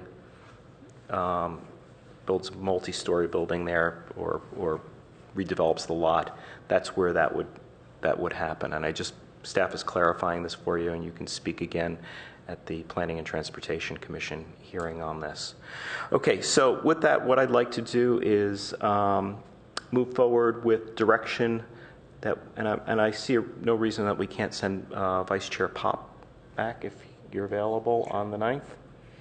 Okay, so what I'd like is a motion just to clarify. Huh? You want to make a motion? Okay. Yeah, I'd be happy to to carry our motion. Maybe there's another board member. All right, well, that that's me. That's taking notes. Okay. Anyone else here to make a motion that we can give direction to Vice Chair Pop?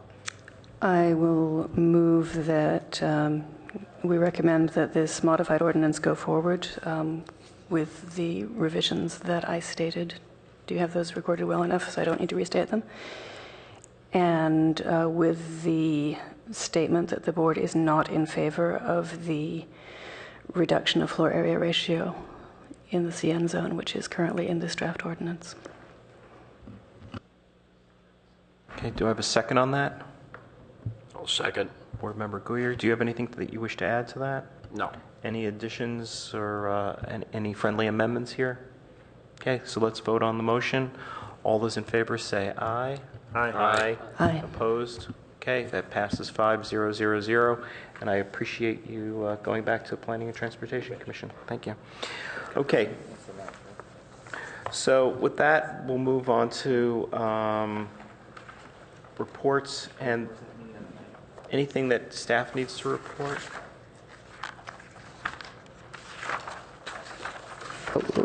There's nothing to report. We do have several subcommittee items today.